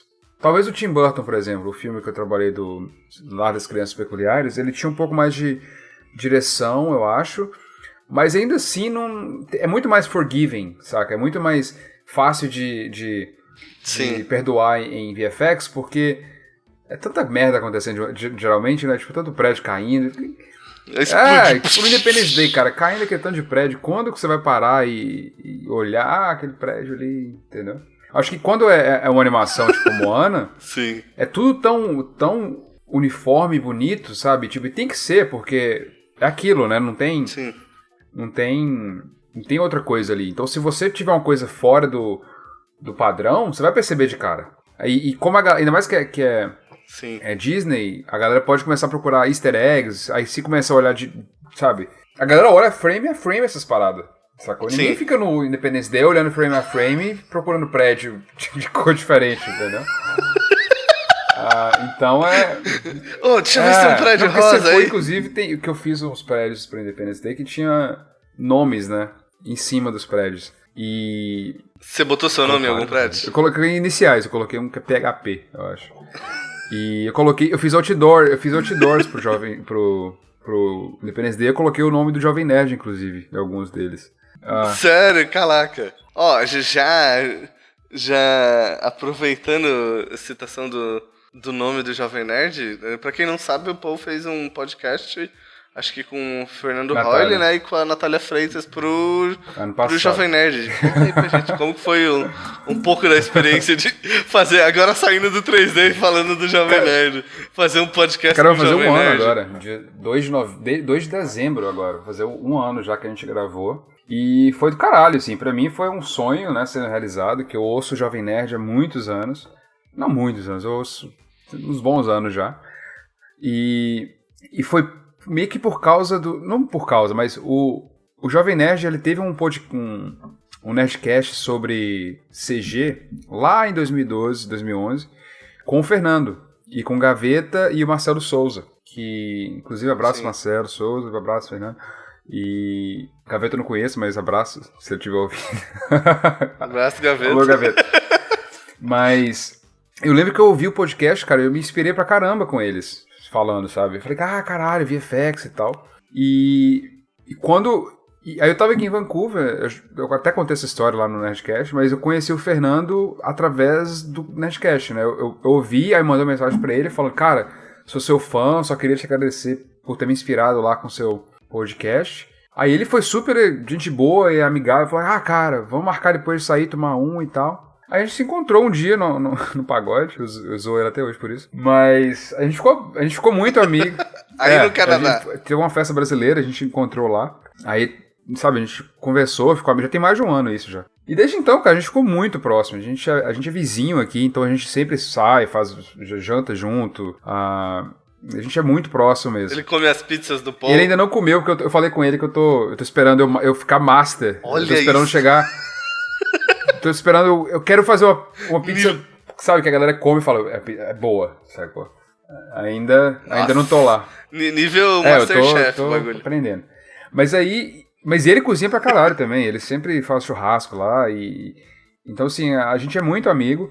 E aí, uma vez, ele chegou pra mim e... Na verdade, quando eu conheci ele tava falando com a Azaghal no dia e eu comentei que eu tinha colocado o nome deles no Independence Day. Aí ele foi lá e falou pros caras, e tal, o povo falou isso. Aí eles falaram, caralho, que do caralho e tal. Aí eles me chamaram, tipo, aí o Fernando me perguntou se eu queria participar do Nerdcast. Eu falei, eu quase tive um ataque do coração. Eu falei, cara, com certeza, Sim. tipo, vamos. Aí chamou a Natália também, né, que tava no Brasil na época. E foi do caralho, cara. Foi uma experiência assim. Eu tava tremendo, tive que tomar um shot de tequila pra fazer o Nerdcast. Pra entrar sabe, na vibe. E foi engraçado, né? Tipo, o Azaghal, do jeito da Azaghal Beijo C, muito engraçado. O Jovem Nerd, nossa, sensacional também. Ele é sempre empolgadão, né, com as coisas, tipo... Ele te faz ficar muito à vontade, né? Ele faz, tipo... Empolgado. Às vezes você nem tá empolgado, mas ele faz você ficar muito empolgado com a parada. Aí você fica, caralho, é mesmo, Sim. velho? Isso aí. Mas é muito bom. Que doido. Inclusive, depois que acabou o podcast, a Natália tava no Brasil na época, né? E depois disso, passou um tempo, ela fez uma entrevista na Sony daqui, Sony Imageworks, e veio morar aqui, em Vancouver. Então os três estão morando aqui agora. Ela tá na Sony, o Fernando tá na ILM e eu tô na Metro agora. Ela tá trabalhando no departamento Ela faz de textura de de animação. Ela tá trabalhando que no louco, Hotel que massa. Transilvânia 3 agora. Que ela é da área de animação. Que da hora. Porra, que show. Sim. Ó, nossa, a experiência deve ter sido foi... sinistra. Sério, eu nem sei explicar, cara, porque... Eu lembro quando você foi chamado, você falou assim, cara, você não vai acreditar, você tá aí? Você falou, cara, você tá aí? Aí você falou assim, pra fazer um podcast com o Jovem Nerd. Não, eu até hoje eu ouço de vez em quando, de novo, sabe? Por mais que eu não gosto muito de ouvir minha voz, eu fico ouvindo só pra acreditar, saca? É muito sensacional, porque eu ouço toda semana ainda, saca? Então Sim. É do caralho mesmo. Massa.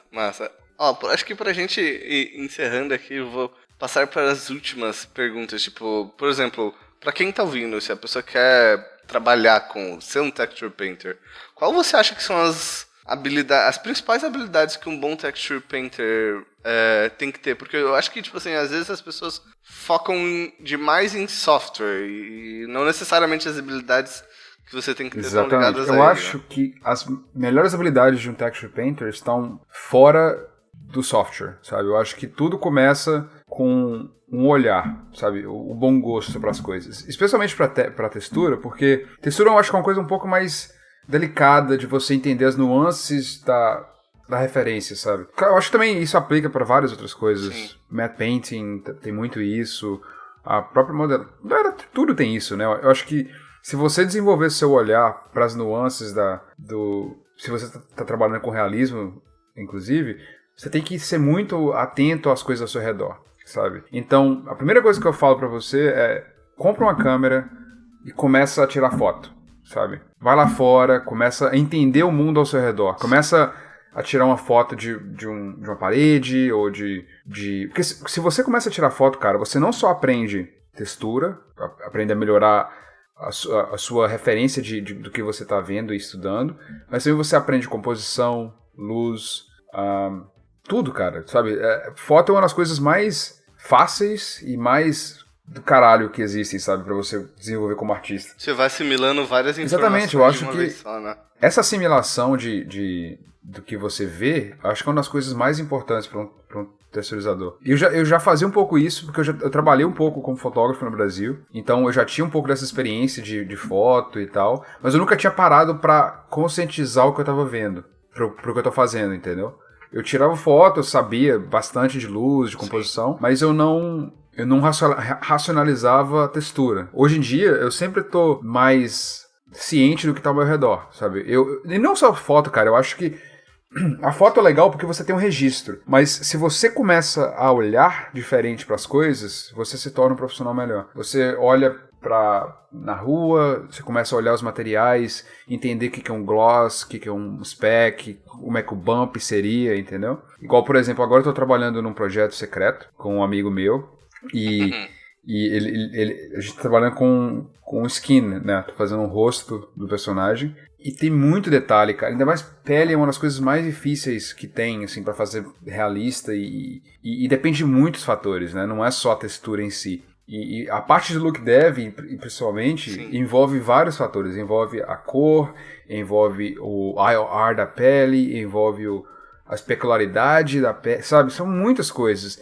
E o que eu tô fazendo? Todo dia, como eu tô trabalhando nesse personagem, todo dia eu tô no metrô, eu começo a olhar pro rosto das pessoas. E eu começo a pensar, a ver as variações de pele, sabe? Variação de oleosidade.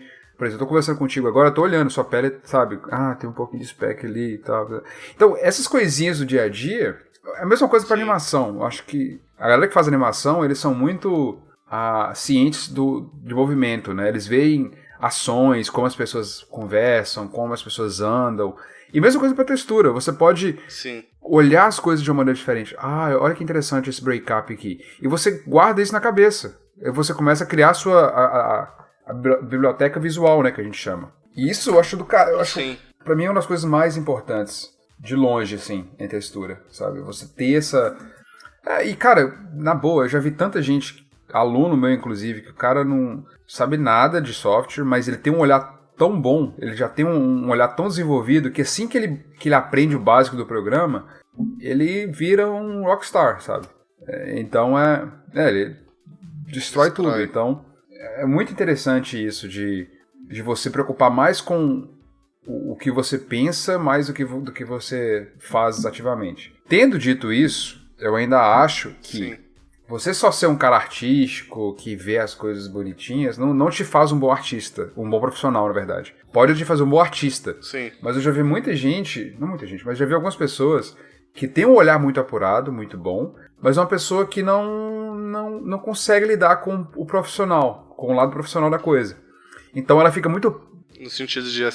Não só isso, talvez algumas pessoas sim, mas é muito a questão de não saber lidar com deadline, a pessoa não entender que, tipo, cara, você tem que fazer dentro daquele deadline. Você não pode ficar, preciso de mais 2 dias pra chegar no meu nirvana, sei lá, entendeu? Eu já vi isso acontecer e não é saudável. Você tem que ser eficiente, você tem que ser uma pessoa que fala, beleza, meu prazo são 3 dias. Eu sei que eu posso fazer isso e ficar do caralho, mas dentro do meu prazo, eu tenho que fazer o melhor possível e mais eficiente possível, entendeu? Sim. Então, para isso, você precisa ser um cara um pouco mais técnico, né? Você precisa ser muito bom no software. E para ser bom no software, você tem que praticar pra caralho. É basicamente isso, sabe? Mas não só praticar, que eu sempre gosto de usar a palavra assim. Tem gente que fala, você tem que trabalhar muito, né? Você tem que praticar muito. Tipo, practice, como fala? Você tem que ser um hard worker, né? Tipo, trabalhar muito. Mas eu acho que é mais importante do que trabalhar muito é você ser esperto enquanto você trabalha. É ser um smart worker, sabe? Porque se você for um smart worker, você consegue trabalhar muito mais rápido e tipo, chegar no mesmo resultado e com a mesma qualidade de quem está trabalhando há muito tempo. Por exemplo, você tem aquela regra lá, 10,000 hours, né?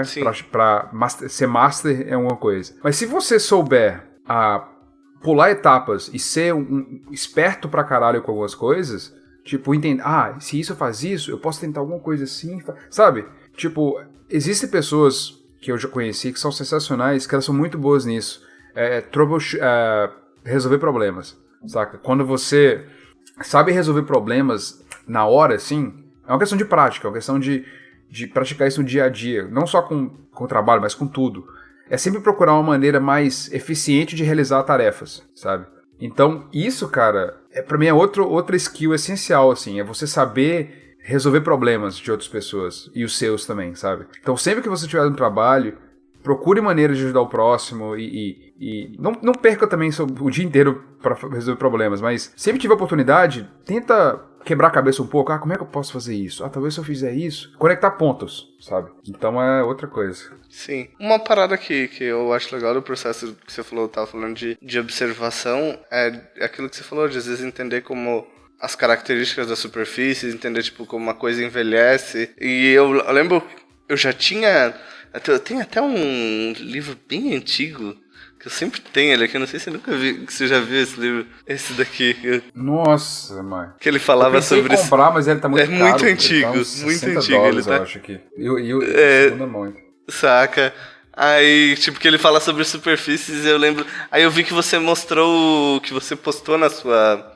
numa matéria que você fez, o Color and Light, do James Gurney, uma matéria que ele fez no blog, em que ele, tipo, analisa... James Gurney lindo, né? Que ele fala sobre superfícies e você vê o olhar...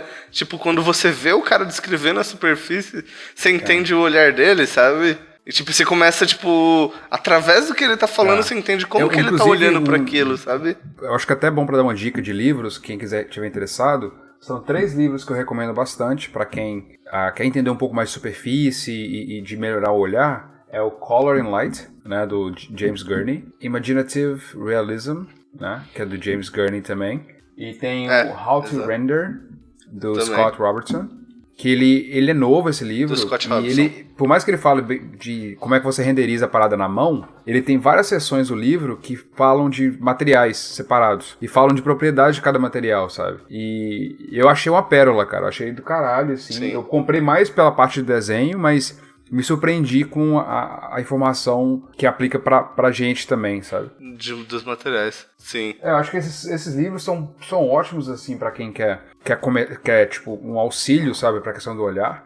Mas o Color and Light, pra mim, é um dos mais fodas. E, inclusive, o James Gurney tem um blog que ele posta muita coisa bacana. É meio bagunçado, porque ele posta todo dia, quase. Ele é muito ativo. Mas tem vários blog posts no site dele que são bem do caralho, cara. São bem foda. Super valiosos, né? Tem? James Gurney hoje tem um canal no YouTube também, né? Cara, ele tem um canal no YouTube. Ele tem um canal no YouTube. O cara tá vivo.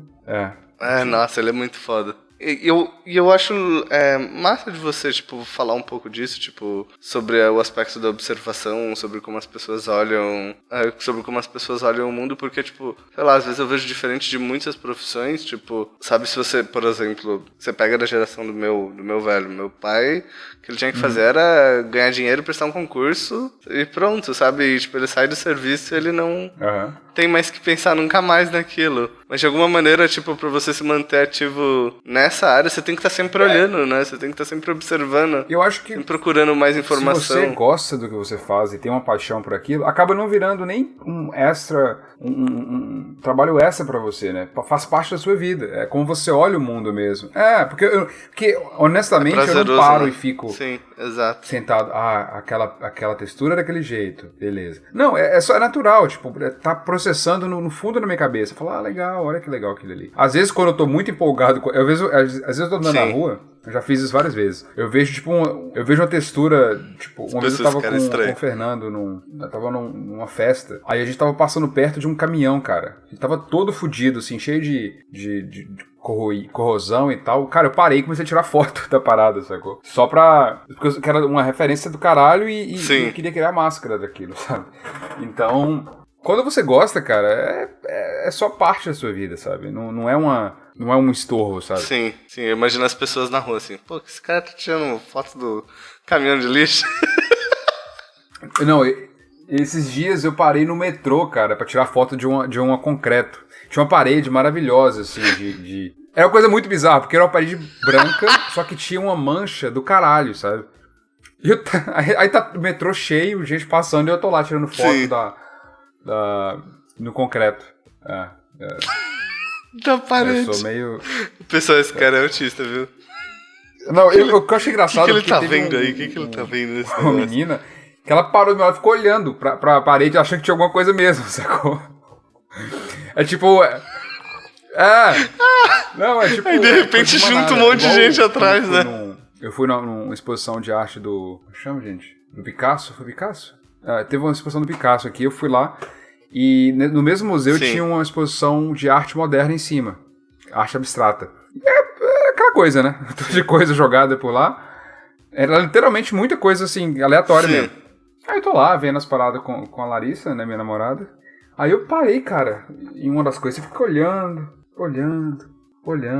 Fiquei tipo uns 5 minutos olhando pra parada. Até eu descobri que era um ar-condicionado do museu, sacou?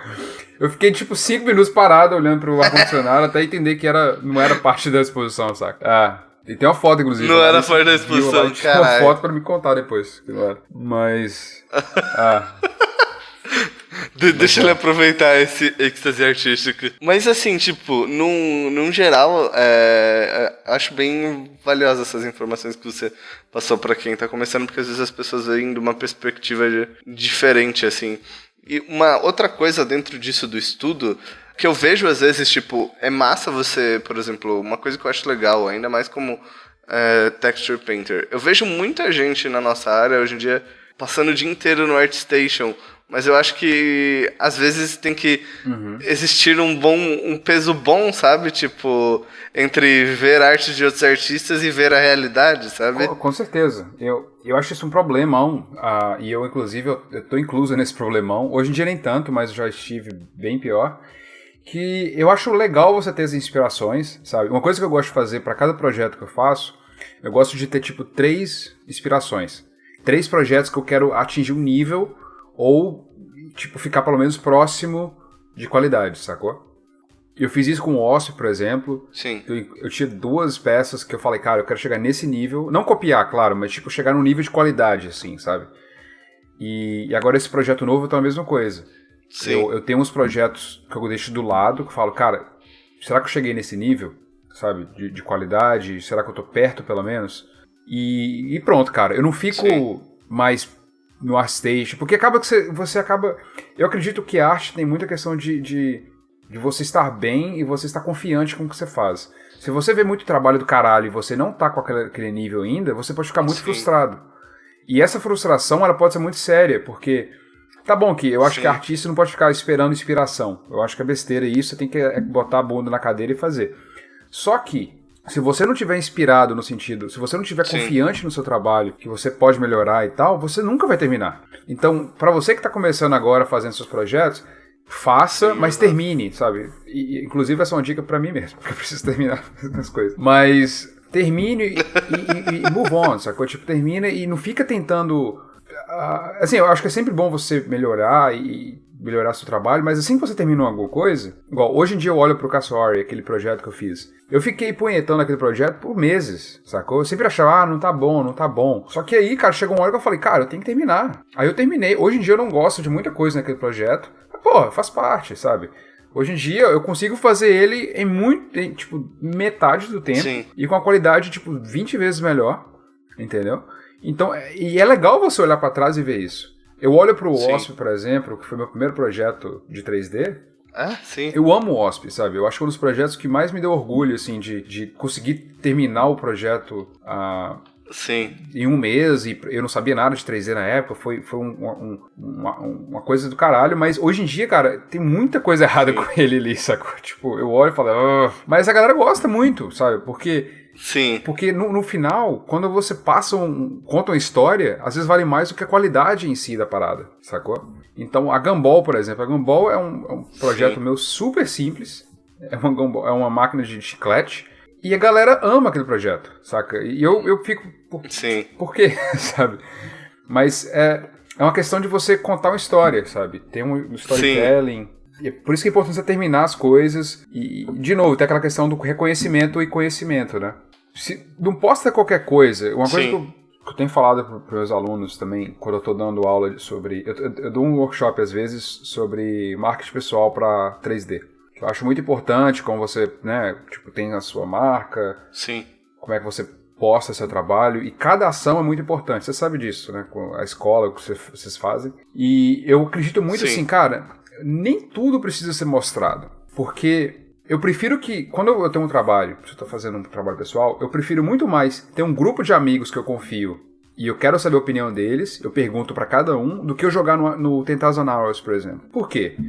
Se eu jogar no 10,000 Hours e falo, por favor, me deem críticas. Qualquer pessoa, vai ter muita gente maldosa que só quer, tipo, se sentir superior, né, dando uma crítica. Tem gente que realmente vai te ajudar, vai ser legal, bacana, foda. Mas os que vão te meter o pau de graça, podem mexer, sabe, pode te deixar muito pra baixo, você vai falar, não sei se eu continuo, sabe? Então, eu sempre evito postar alguma coisa pra crítica na internet, porque eu tenho meus amigos, sabe? Tipo, eu tenho pessoas que eu confio, sabe? Eu tenho o Justin, que eu sempre peço ajuda. E aí você pode estar falando, cara, mas eu não tenho o Justin Roto pra pedir ajuda, sabe? O que eu faço? Cara, a gente vive na internet, por exemplo, as pessoas são muito fáceis é muito fácil de conversar com as pessoas hoje em dia. Sempre eu recebo e-mails de pessoas pedindo dicas, eu sempre faço o maior esforço pra dar um feedback, sabe? E se você tá com dúvida de quem pedir ajuda, além dos seus amigos, procure artistas por aí, sabe? Inclusive se você quiser mandar um e-mail, fica à vontade. Posso demorar pra responder, mas eu tento. Sim. E eu acho que é melhor do que... Eu conheci o Paul assim, gente, tirando dúvida. Pois é, sabe? Tipo, você mandou mensagem, então a gente nem se conhecia direito, mas agora a gente tá aqui, ó. Tem mais de um ano e meio que a gente se fala e tal. E já tá marcando visita minha em Curitiba. Nossa, exato. Então, fazer o churrasco aqui. Fazer churrascão. Então, assim, cara, hoje em dia, eu acredito muito nisso. Um exemplo parecido, o Bruno Câmara. O Bruno Câmara é outro, né, deus do 3D pra gente. Conheci o Bruno pela internet no Brasil. Sim. Ele mandou mensagem, acho que foi através... Eu tinha adicionado ele, ele mandou mensagem, né, alguns meses atrás, e a gente começou a trocar ideia, e acabou que ele veio pra cá, e tá trabalhando hoje na Method. E junto comigo, a gente tá num show diferente, mas conheci o cara pessoalmente, eu sou fã pra caralho do trabalho dele, pra mim tá perto dele no trabalho é tipo do caralho. Mas além disso, tipo, inclusive eu vou levar ele amanhã pra fazer snowboard, primeira vez na vida dele, ele vai ver neve, vai ser engraçado. Que da hora. Mas o Bruno, tipo, a gente se conheceu pela internet, saca? Eu fiz vários amigos dessa forma. O Vitor Hugo, outro amigo meu que trabalha na Iron, talentosíssimo, o Bruno, a gente inclusive tá trabalhando junto nesse projeto que eu tô fazendo. Conheci pela internet. Então, assim, é muito fácil você fazer amigos hoje, cara, pela internet e conhecer gente foda e pedir ajuda, saca? Então, se você puder, peça ajuda pra amigos em vez de ficar postando tudo no ArtStation, sabe? Então, hoje em dia as pessoas são muito solícitas na internet, sabe? Tipo, é muito difícil você... Pelo menos da minha perspectiva, assim. Eu sempre tive bastante sorte, assim, com as pessoas que eu fui falar. Sempre foram bem abertas. Sempre me receberam super bem, tipo... Acho que é muito difícil você encontrar uma pessoa que não vai responder. A não ser que, sei lá, você esteja falando com o Rafael Grassetti, que tem 300 mil pessoas, deve receber umas 10 mil mensagens. Mas você tem que ser um pouco... Uma coisa que tá acontecendo um pouco comigo também, eu acho que você tem que ser um pouco... Como é que fala? Compreensivo porque, também. Querendo ou não, cara, você trabalha, sabe? Você tem sua vida e tal. Então, se a pessoa não respondeu, não fica com raiva, sabe? Às vezes ela não... Por exemplo, igual eu falei, eu faço de tudo pra responder as mensagens, cara. Mas depois que eu comecei a fazer os artigos, eu tenho recebido um número meio que exagerado, sabe? De e-mails e tal. Então acaba que minhas respostas estão sendo um pouco mais curtas, sabe? Que eu não tenho muito tempo pra responder todo mundo com detalhes. Mas ainda assim eu tento fazer um esforço, só que... E assim, tem gente que não tem tempo, cara, tem filho. Eu não tenho família nem nada, então eu sou vagabundo. Mas eu faço pão, né, cara? Mas é... Os melhores pães. Eu não sei ainda. Mas... Nossa, quero comer esse pão demais. A gente vai falar do pão, né? A gente não falou do pão ainda. A galera tá esperando... A gente não falou do pão. A próxima é o pão. Mas eu acho só isso. Seja compreensivo quando manda mensagem e não fica com raiva... Que faz parte, cara. Se não respondeu... Quando eu comecei a estudar, eu mandava mensagem pra todo mundo, cara. Se eu mandava mensagem pra 50 pessoas, 2 respondiam. E eu não ficava insistindo, sabe? Cara, eu odeio quando... Tem gente que é meio sem noção, saca? Teve um cara uma vez que mandou mensagem pra mim. Eu vi a mensagem, mas eu não consegui responder na hora. Aí o cara mandou assim, eu vi que você visualizou e não respondeu. Eu falei, caralho, eu tenho uma nova... Eu tô namorando uma pessoa que eu não sei quem é agora. Nem minha namorada faz isso, cara, saca? Entendeu? Mas é embaçado, né? Porque às vezes já, tipo, o que eu falei do Rafael Grassetti, tipo... Sei lá, o cara deve receber muita mensagem, não deve dar pra responder, cara. Sabe? Tipo, você... E as pessoas têm outras coisas pra fazer assim, também, pô. É igual... É foda. É difícil, mas eu ainda falo, tente, sabe? Não custa nada tentar uma vez. E se você procurar a ajuda de uma pessoa, por favor, cara, não manda só a porra de um trabalho seu e fala, o que você acha? Conversa, fala, oi, tudo bem, prazer. Isso assim, Graças a Deus, cara, todo mundo que conversa comigo, assim, que manda mensagem, a maioria das pessoas são muito legais e, tipo, sempre se apresentam, falam, pô, tudo bem, te conheci através do Nerdcast, gosto muito do seu trabalho, sabe, eu acho muito legal isso porque eu conheço quem tá falando comigo, e não é só um cara que fala, me ajuda a arrumar um emprego, entendeu? Não, tipo, não tô falando que você precisa, tipo, me pagar uma cerveja, se quiser também pode, mas só de você chegar numa boa, tipo, se apresentando, sabe? Por exemplo, a gente começou assim, você se apresentou dessa forma e hoje a gente tá aí, brother, entendeu? Exato. As pessoas não mordem, cara, é só... Mesma coisa do Fernando, pô. O Fernando era, tipo, era fã, sou fã do cara, até, mesmo sendo amigo dele, sou fã dele ainda. Sim. Se ele continuar gostando de pagode, eu ainda posso mudar de opinião, mas vou mandar pra ele isso. Mas, mentira, eu gosto de pagode também, cara. Mas... E assim, hoje a gente tá aí, amigo, saca? Tem o Bruno também, a gente tá sabe, almoçando juntos, saindo. Então as pessoas são fáceis sabe, de aproximar. É só você ser um cara, tipo, normal. Seja uma pessoa normal. Exato. Seja suci. Não se afobe.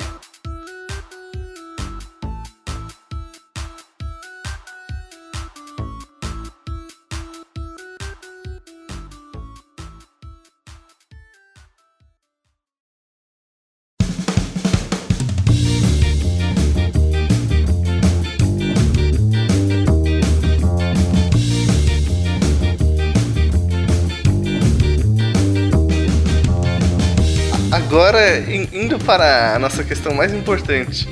Qual é a relação entre pães e textura? Pão e textura. Cara, Explica pra gente. Agora todo mundo aí pega massa, pega farinha em casa, tá? A relação é o seguinte, porque quando você texturiza com a barriga cheia, você texturiza melhor, cara. Entendeu? Você texturiza com fome, você fica mal, então... Não, tô zoando. Mas não dá. Consome muita energia, galera. Mas realmente tem uma parada por trás disso, cara, que eu tô achando super interessante. Nos últimos 2 meses eu comecei... Na verdade, 1 mês atrás, eu fiz um curso de cozinha italiana com a minha namorada. E nesse curso, cara, foi muito legal, porque eu não dava nada pelo curso. Eu meio que dei o curso de presente pra ela, porque ela tem família italiana e tal. E eu dei o curso de presente, mas eu fui meio que... deve ser uma coisa bem básica e tal. Chegando lá, a gente aprendeu a fazer massa de macarrão. A gente fez, tipo, cordeiro flambado, as paradas muito, tipo, de restaurante chique, saca? E tudo do zero. E quando eu tava lá, eu falei... Eu sempre cozinhei, eu sempre gostei de cozinhar, mas eu nunca fui muito como eu posso dizer? Muito... de comida chique. Não chique, mas tipo, comida mais difícil. Eu sempre fiz comida... Você cozinha arrozinho com feijão. Eu tive muito dieta. Eu sempre tô em dieta e tal, perder peso. E eu sempre fiz minha própria comida. Sim. Tipo, faço carne moída, faço um frango ali, brócolis e é isso. Então era sempre a mesma coisa. Então aí quando eu fui nessa aula, eu fui lá e fiz fiz as paradas lá, consegui fazer tudo.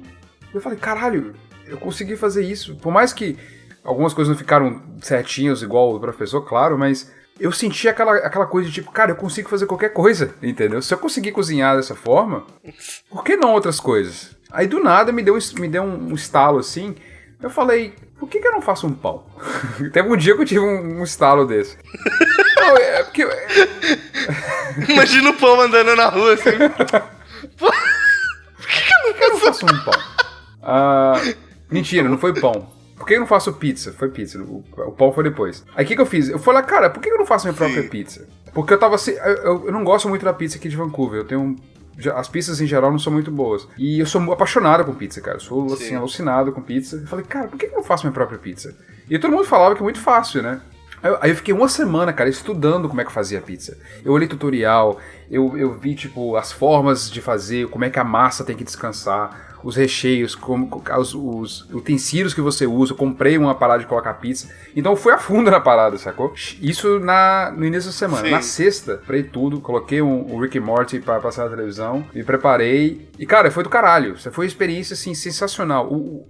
A sensação de fazer uma coisa do zero, sabe? Pegar a farinha, colocar, descansar a massa, pegar os ingredientes, colocar tudo direitinho, sabe? Seguir tudo, sabe? Eu falei, caralho... E ficou linda a pizza, a primeira que eu fiz. Eu fiz uma marguerita bem básica. Eu falei, caralho, como é que eu fiz isso, velho? Aí depois, no outro dia, eu tinha Não quis nem comer a parada, tipo... Aí eu fui lá no outro dia, eu tinha todos esses ingredientes, e eu falei, pô, mas eu tenho tudo isso, o que eu vou fazer com isso? Aí que eu falei, por que eu não faço um pão? Aí eu baixei um aplicativo que tem receita e comecei a ver tutorial, cara. Aí comecei a entender como é que o pão é uma parada tão fácil, mas tão complexa ao mesmo tempo, saca? E eu pensei assim, tudo que a gente faz é um pouco assim, sabe? Qualquer coisa que você quer aprender, tem esse processo de aprendizado. Tem o processo de frustração, o processo de felicidade inicial, sabe? Quando você consegue fazer. A mesma emoção que eu tive quando eu fiz a pizza foi a emoção que eu tive quando eu termino um asset, sabe? Um projeto pessoal.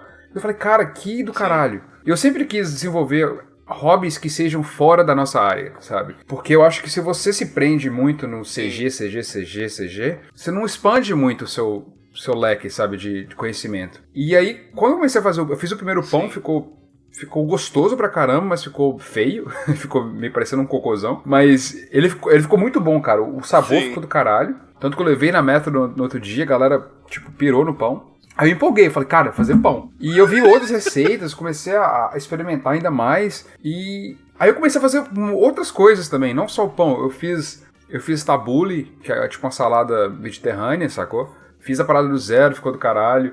Comecei a fazer carne de uma maneira mais diferente. Então assim, como eu já disse, eu já gostava de cozinhar, então pra mim foi mais fácil. Mas a relação que eu acho que tem a ver com textura é o seguinte: o aprendizado de coisas novas... You got me. A Siri falou. You got me. A Siri falando aí, até ela curtiu o pão. Mas o aprendizado de coisas novas, ela pode ser aplicada em qualquer coisa. Então, assim, só basta você ter a paixão por aquilo. Como eu tenho uma paixão por cozinhar, só que eu achava que eu não era capaz de fazer um pão ou fazer uma pizza, só de sair da minha zona de conforto. É isso é nesse ponto que eu queria chegar. É sair dessa zona de conforto e sabe, dar o primeiro passo. Que o meu primeiro passo foi olhar uma receita, comprar os ingredientes e fazer, entendeu? A mesma coisa aconteceu esse ano, que eu comecei a emagrecer esse ano. Eu tava em maio desse ano, quando eu fui pro Brasil, eu tava com quase 100 quilos. E pra minha altura é muito peso, cara. Eu tenho 1,81, eu tava ficando bem pesado. E eu fui no casamento no Brasil, eu tava usando a camisa, cara, que tava muito apertada. Tipo, você vê as fotos, eu tô assim, ó.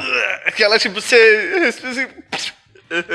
tem que, tipo, quebrar um ossinho do pescoço pra fechar aquele, tipo, botão. Aí eu falei, cara, não, E o foda é que eu fui padrinho, e esse amigo meu, esse filho da mãe, ele fez a gente ser padrinho sem paletó. Então, gordo de camisa branca é foda, cara. Eu tava gordo e de camisa branca apertada ainda. Eu falei, caralho.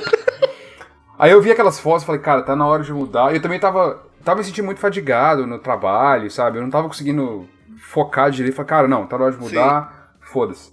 E eu comecei a mudar, sair da zona de conforto também, sabe? A mesma ideia do pão, eu também apliquei na dieta. Na verdade, apliquei na dieta primeiro. Eu saí da minha zona de conforto, eu comecei a acordar. Eu sempre usava a desculpa que eu não tinha tempo. Não tem tempo pra malhar, eu chego no trabalho tarde, eu tenho overtime. O que eu fiz? Eu comecei a fazer a coisa que eu mais odiava na face da terra, que era acordar cedo. Como aqui tava no verão, era mais fácil, porque aqui amanhece mais cedo um pouco. Amanhece, tipo, 5 horas já tá muito claro. Eu comecei a dormir mais cedo um pouco e comecei a acordar 4, 5 horas da manhã. Comecei pra academia. E mudei meus hábitos alimentares e tal, comecei a comer menos. Foi muito difícil, mas hoje em dia, isso foi em julho que eu comecei a dieta mesmo. De julho até hoje eu perdi 13 quilos. De julho até hoje. E assim, cara, minhas roupas todas, tipo, nenhuma serve mais, porque tá tudo tipo, gigante agora. Mas eu tô me sentindo muito bem, saca? Eu ainda vou malhar todo dia de manhã e faço minha dieta direitinho e tal. Mas o que importa não é nem o fato de perder peso e se sentir bem também faz parte da confiança, de trabalho e tal. Mas o que mais me interessou nesse processo foi a sair da zona de conforto, sabe? E você pode aplicar isso pra tudo na sua vida, saca? Se você tá no trabalho... Eu também tive essa parada saindo da Scanline, né? Porque eu trabalhei na empresa, tava tudo ótimo, mas eu decidi tomar uma decisão e ir pra Method. Que foi um pulo absurdo, né? De tipo, ter uma parada confortável e uma coisa que você não sabia até pra onde ir. Então vocês conseguiram entender essa relação. É muita... Pão, né? Mas eu acho Sim, é muita volta, mas eu acho isso muito legal, assim, porque às vezes a gente se limita à questão, assim, tipo, acha que todas as inspirações pro que a gente quer fazer estão dentro, tipo, sei lá, do computador ou dentro do software, e às vezes, tipo, abrir um pouco, explorar um pouco outras áreas, é tipo, aquele negócio, todo conhecimento é válido, todo conhecimento pode influenciar o output final, sabe? Inclusive eu escrevi um artigo, né, falando um pouco de como outras habilidades me influenciaram a tornar um artista digital. Eu falo um pouco de fotografia, de desenho, como isso me ajudou a me tornar um profissional de 3D. Mas eu acho que outras coisas, como você ir na academia, fazer um esporte, todas essas coisas, cara, esse balanço, esse equilíbrio que você encontra na vida, eu acho que é muito benéfico para o artista, sabe? Sim. Eu era um cara, eu era muito workaholic, sabe? Eu chegava em casa, só pensava em trabalho, meus projetos pessoais, e não tinha muito tempo para mim mesmo, sabe? Hoje em dia, cara, é o contrário. Por mais que eu tenha meus projetos pessoais também, eu sempre procuro tempo para estar com meus amigos, para estar cuidando de mim mesmo, sabe? Comendo bem, fazendo meus pão, entendeu? Então você tem que estar bem, sabe? Você estando bem, você consegue fazer as coisas muito, muito melhor, sabe? E tem uma pessoa que me inspira muito, é o Glauco. Sabe o Glauco? Glauco Long? O Glauco é um grande amigo meu, outro cara que me inspirou pra caralho. Eu fui no workshop dele, um abraço, Glauco. Ele é sensacional. Eu sempre acompanho ele e ele... Eu vejo que ele faz muito isso na vida dele, sabe? Ele sempre aproveita tudo que tem de melhor na vida, sabe? Ele faz surf, ele faz snowboarding, sabe? Skate, ele sai com os amigos e tal, mas ele ainda arruma o tempo pra fazer os projetinhos pessoais dele, sacou? E além disso, trabalha na Sony. Então, assim, a gente tem tempo, sabe? Você só precisa organizar melhor, sair um pouco do Facebook, que sabe, que é uma coisa que eu tinha um problema também bastante com isso. Procurar organizar seu tempo. Não tipo, se você parar e sentar, por mais que todo mundo tenha uma vida diferente, você vai achar um espaço. Devagarinho você consegue, sabe? Sim, eu acho que isso equilíbrio é uma parada muito importante pra quem tá na nossa área. Porque, queira ou não, tipo, a gente, por mais... Chega uma hora que você não consegue fazer o que você fazia com 20 anos, saca? Já, tipo, e você precisa ter uma noção disso. E assim, você chega nos 30, já é uma coisa, chega nos 40 vão ser outras coisas. Mas essa tipo questão de cuidar da qualidade de vida, da saúde, sabe? Às vezes, se você vai na academia, se você controla seu peso, se você tá com uma saúde legal, você às vezes consegue fazer em 4 horas que antes fadigado você faria em 7. Porque seu span de atenção tá muito mais curto, sabe? Porque você não consegue se concentrar porque tá fadigado. Então, tipo, é um preço que você paga no fim pra te beneficiar, porque existe uma coisa, tem uma coisa que é fato, nossa vida na Terra é limitada, né? Sabe? Então, tipo, não dá pra viver só por causa do serviço, não dá pra viver só pelo serviço. Acho que acho que isso é um problema muito das pessoas da nossa geração e da atualidade, assim, que às vezes tudo se resume ao trabalho, ao sucesso profissional e, cara, tipo, tem coisas na vida que valem muito mais que isso, sei lá.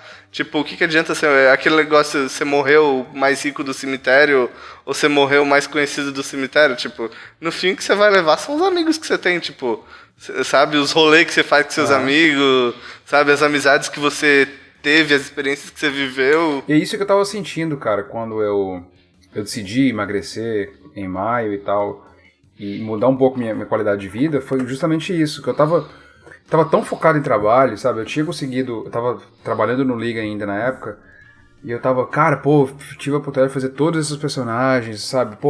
Me tornei um profissional muito melhor, tipo, aprendi todas essas coisas. Mas, minha qualidade de vida tá uma bosta, sabe? Eu não tô conseguindo... Eu tava ficando ansioso, e... Tá bom, eu tinha um sucesso profissional, beleza, mas e aí? Sabe? E meu... Tipo... Eu tava cansado, não conseguia dormir direito, porque eu tava acima do peso, eu tava, tipo... Eu tava comendo muito mal, cara. Eu tava comendo, tipo, pizza 3 vezes por semana, sabe? Hambúrguer. E eu tava entrando numa onda meio de, tipo, de vício mesmo de comida. Porque comida, cara, é um cigarro, sabe? Se você come pra caralho coisa... Aqui é muito mais fácil ainda, né? Eu moro do lado do McDonald's, cara. Então, assim, Eu não Só sou pegar uma muito de casquinha comer todo dia ali. besteira, assim, tipo McDonald's todo dia, mas eu como pra caralho, sabe? Sim. Tipo, comida mesmo. Então, se eu fazia a minha própria Sim. comida, eu comia igual um monstro, sabe? Então todo Sim. esse... Quando começou a cair a ficha que, tipo, eu tava com sucesso profissional, mas eu tava decaindo a minha qualidade de vida, sabe? Eu falei, cara, tá na hora de mudar. Eu não tava feliz, sabe? Tipo, não só com aparência, mas, tipo, sei lá, não tava tendo vontade de sair, sabe? Porque eu não gostava de sair, a roupa não servia mais. Então, tudo isso, né? Engraçado que a gente começou falando de textura, já tá filosofando agora do pão e... A gente bota parte 1, textura parte 2, filosofia. A textura, as pinceladas da vida. A vida não é o que a gente pensa. Atingir Nirvana não é tão fácil assim, meu amigo. As coisas da vida. Foi mal, galera. Desculpa aí. Mas... não, mas eu acho que é muito legal as pessoas... a gente falar um pouco disso, porque às vezes tudo se resume a... Pô, eu tenho que chegar no nível daquele cara.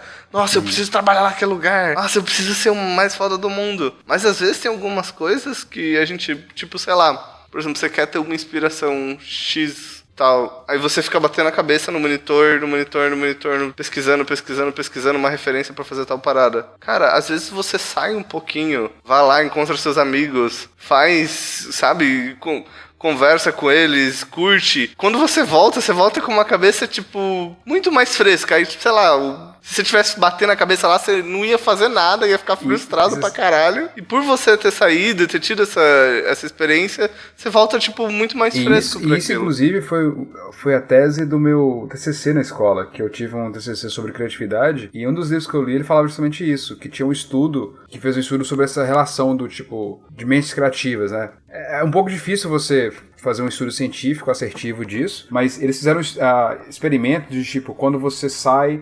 Você tá trabalhando pra caralho e você sai por alguns minutos e volta, seu cérebro ele assimila as coisas de maneira muito mais diferente e muito mais fresca, né?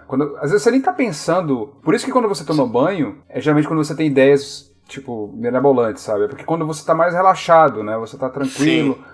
E você tem, no fundo do seu cérebro, você tem um estalo. Fala, caralho, é isso. Já aconteceu muitas vezes comigo, cara. Então, esse break é muito importante. Esse break mental, assim. De quando você tá estressado, dar uma saída, relaxar, sabe? Então, vale muito a pena. Sim. Momento filosofia. Pra quem curtiu, todas as 23 horas de Brasília.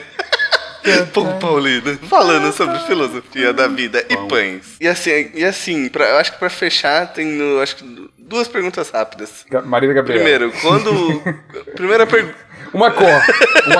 Primeiro. Vermelho. Vermelho. Uma cor, por favor, me fala uma palavra. Felicidade, pão. O que significa pra você? Pão, pizza, pepperoni ou 4 queijos? Quando vai sair pães e pizzas? Pão Eixo Paulino. Pão Eixo Paulino aí. Pão Eixo Paulino. Tá tudo aí, tá tudo. Uma futura franquia de pães aí. Pães Paulino. Paulino. Ai, meu Deus, a gente tá indo muito deep nesse assunto. Uma padaria. Já criei uma padaria aqui. Mas pra fechar, ó, o que tipo, voltando pra parada de textura, o que você acha que, tipo, sei lá, a gente tende a ver no futuro de inovação nessa área? O que você vê pra frente, assim? O que é o futuro disso? Eu acho que com o advento dos scans, né, tendo a facilidade que tem hoje, daqui a um tempo a gente já vai poder estar, basicamente, dando um wrap nos objetos de cara, sabe? Tipo... Em vez de você ter que pegar e usar o scanner só como referência, a gente vai poder até usar as texturas de cara e renderizar rapidamente, em lugar de ficar texturizando objetos que existem na vida real. Tendo dito isso, eu acho que a gente pode perder um pouco de trabalhos nesse sentido, né? Não vai precisar de muito texturizador para fazer objetos simples, mas... ainda tem aqueles... Vai sobrar mais espaço para trabalhos criativos, né? Porque tem muita criatura que você não pode ter um scan de criatura, né? Então, você precisa de profissionais mais específicos. Por isso que eu tô tentando me especializar muito em texture painting e me tornar cada vez melhor nisso, é para justamente chegar nesse nível onde... Porque hoje em dia a gente tem muito pouco texture painter no mercado. A gente tem bastante modelador, texturizador, que faz os dois, mas temos poucos especialistas. E muita gente tem essa pergunta, né? Tipo, será que eu devo ser um generalista ou especialista?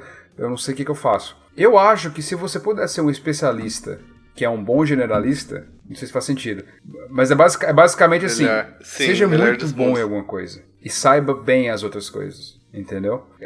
Porque se você tentar ser bom pra caralho em tudo, dificilmente você vai ser. Existem pessoas que são, mas essas pessoas são gênios. Porque tem muita gente que às vezes, se você tentar abraçar o mundo inteiro de uma vez, você pode acabar fazendo tudo mal feito, de certa forma. Não mal feito, mas tipo, não vai masterizar uma coisa específica, sabe? E existem trabalhos para generalistas e é totalmente ok, sabe? Tem gente que gosta disso. O próprio Fernando é generalista na ALM, ele adora o que ele faz. E eu já não curto. Eu prefiro mais ser focado em alguma coisa. Eu sou focado em textura, mas eu gosto muito de look dev, por exemplo. Mas eu não considero o look dev a minha especialidade, apesar de eu estar estudando bastante, entendeu? Então, eu tenho as minhas habilidades secundárias, que eu considero, que é look dev, luz e modelagem. Eu acho que, se eu colocar numa lista, eu acho que eu tenho textura como principal, depois eu tenho look dev, luz e modelagem, sabe? Que eu não gosto muito de modelar, mas eu sei, porque eu aprendi na escola e às vezes eu tenho que fazer. Então, no futuro, eu acho que vai sobrar espaço para quem é realmente especialista naquilo, porque eles vão procurar. Isso acontece até hoje em dia. Eu vejo muita empresa procurando o Texture Painter e não acha, cara. Porque a pessoa não tem qualificação necessária. Às vezes ela sabe texturizar, mas é muito baixo o nível dela, né? Então você desenvolvendo o seu olhar e seu trabalho para chegar num nível alto de textura, vai te fazer um cara muito mais valioso no mercado. Porque as pessoas, como tem muita procura e pouca demanda, o que acontece? Você pode negociar com preços melhores, entendeu? Então, seja muito bom em alguma coisa, sabe? E não esqueça de aprender o resto. Porque, por exemplo, eu não sei muito de comp, mas eu tô aprendendo. Eu tô usando o Nuke, eu acho interessante, mas eu não perco muito do meu tempo com isso, entendeu? Sim. Eu sei que isso é um pouco difícil no Brasil, porque no Brasil as empresas querem que você faça de tudo um pouco, tudo mesmo, né? Até animação você faz, mas eu acho que tudo bem, eu acho que sempre vai ser bom, todo conhecimento é bom, sabe? Mas o seu tempo livre que você estiver estudando, foque em alguma coisa. Não fica tentando abraçar o mundo, querendo fazer uma cena de cara, sabe? Eu vejo muita gente me mostrando trabalhos, e eles querem focar em textura, mas faz uma cena inteira. Eu falo, cara, não, esquece a cena, deixa pra lá, joga fora. Pega um objeto dela que é mais legal e faz ele só. Tenta fazer ele, pra ver o trabalho que vai dar aquela merda. Você sabe disso, né? O trabalho pra fazer um objeto só. Se você conseguir fazer isso, é muito mais efetivo do que fazer uma cena inteira. Sim, exatamente. Gente, o que vocês acharam dessa enxurrada de conhecimentos? Se vocês... Filosofia, textura, pães e... Acho que vai ser esse o nome do podcast. Textura, pães, filosofia e muito mais. Textura, pão e pizza. E um bocado de filosofia.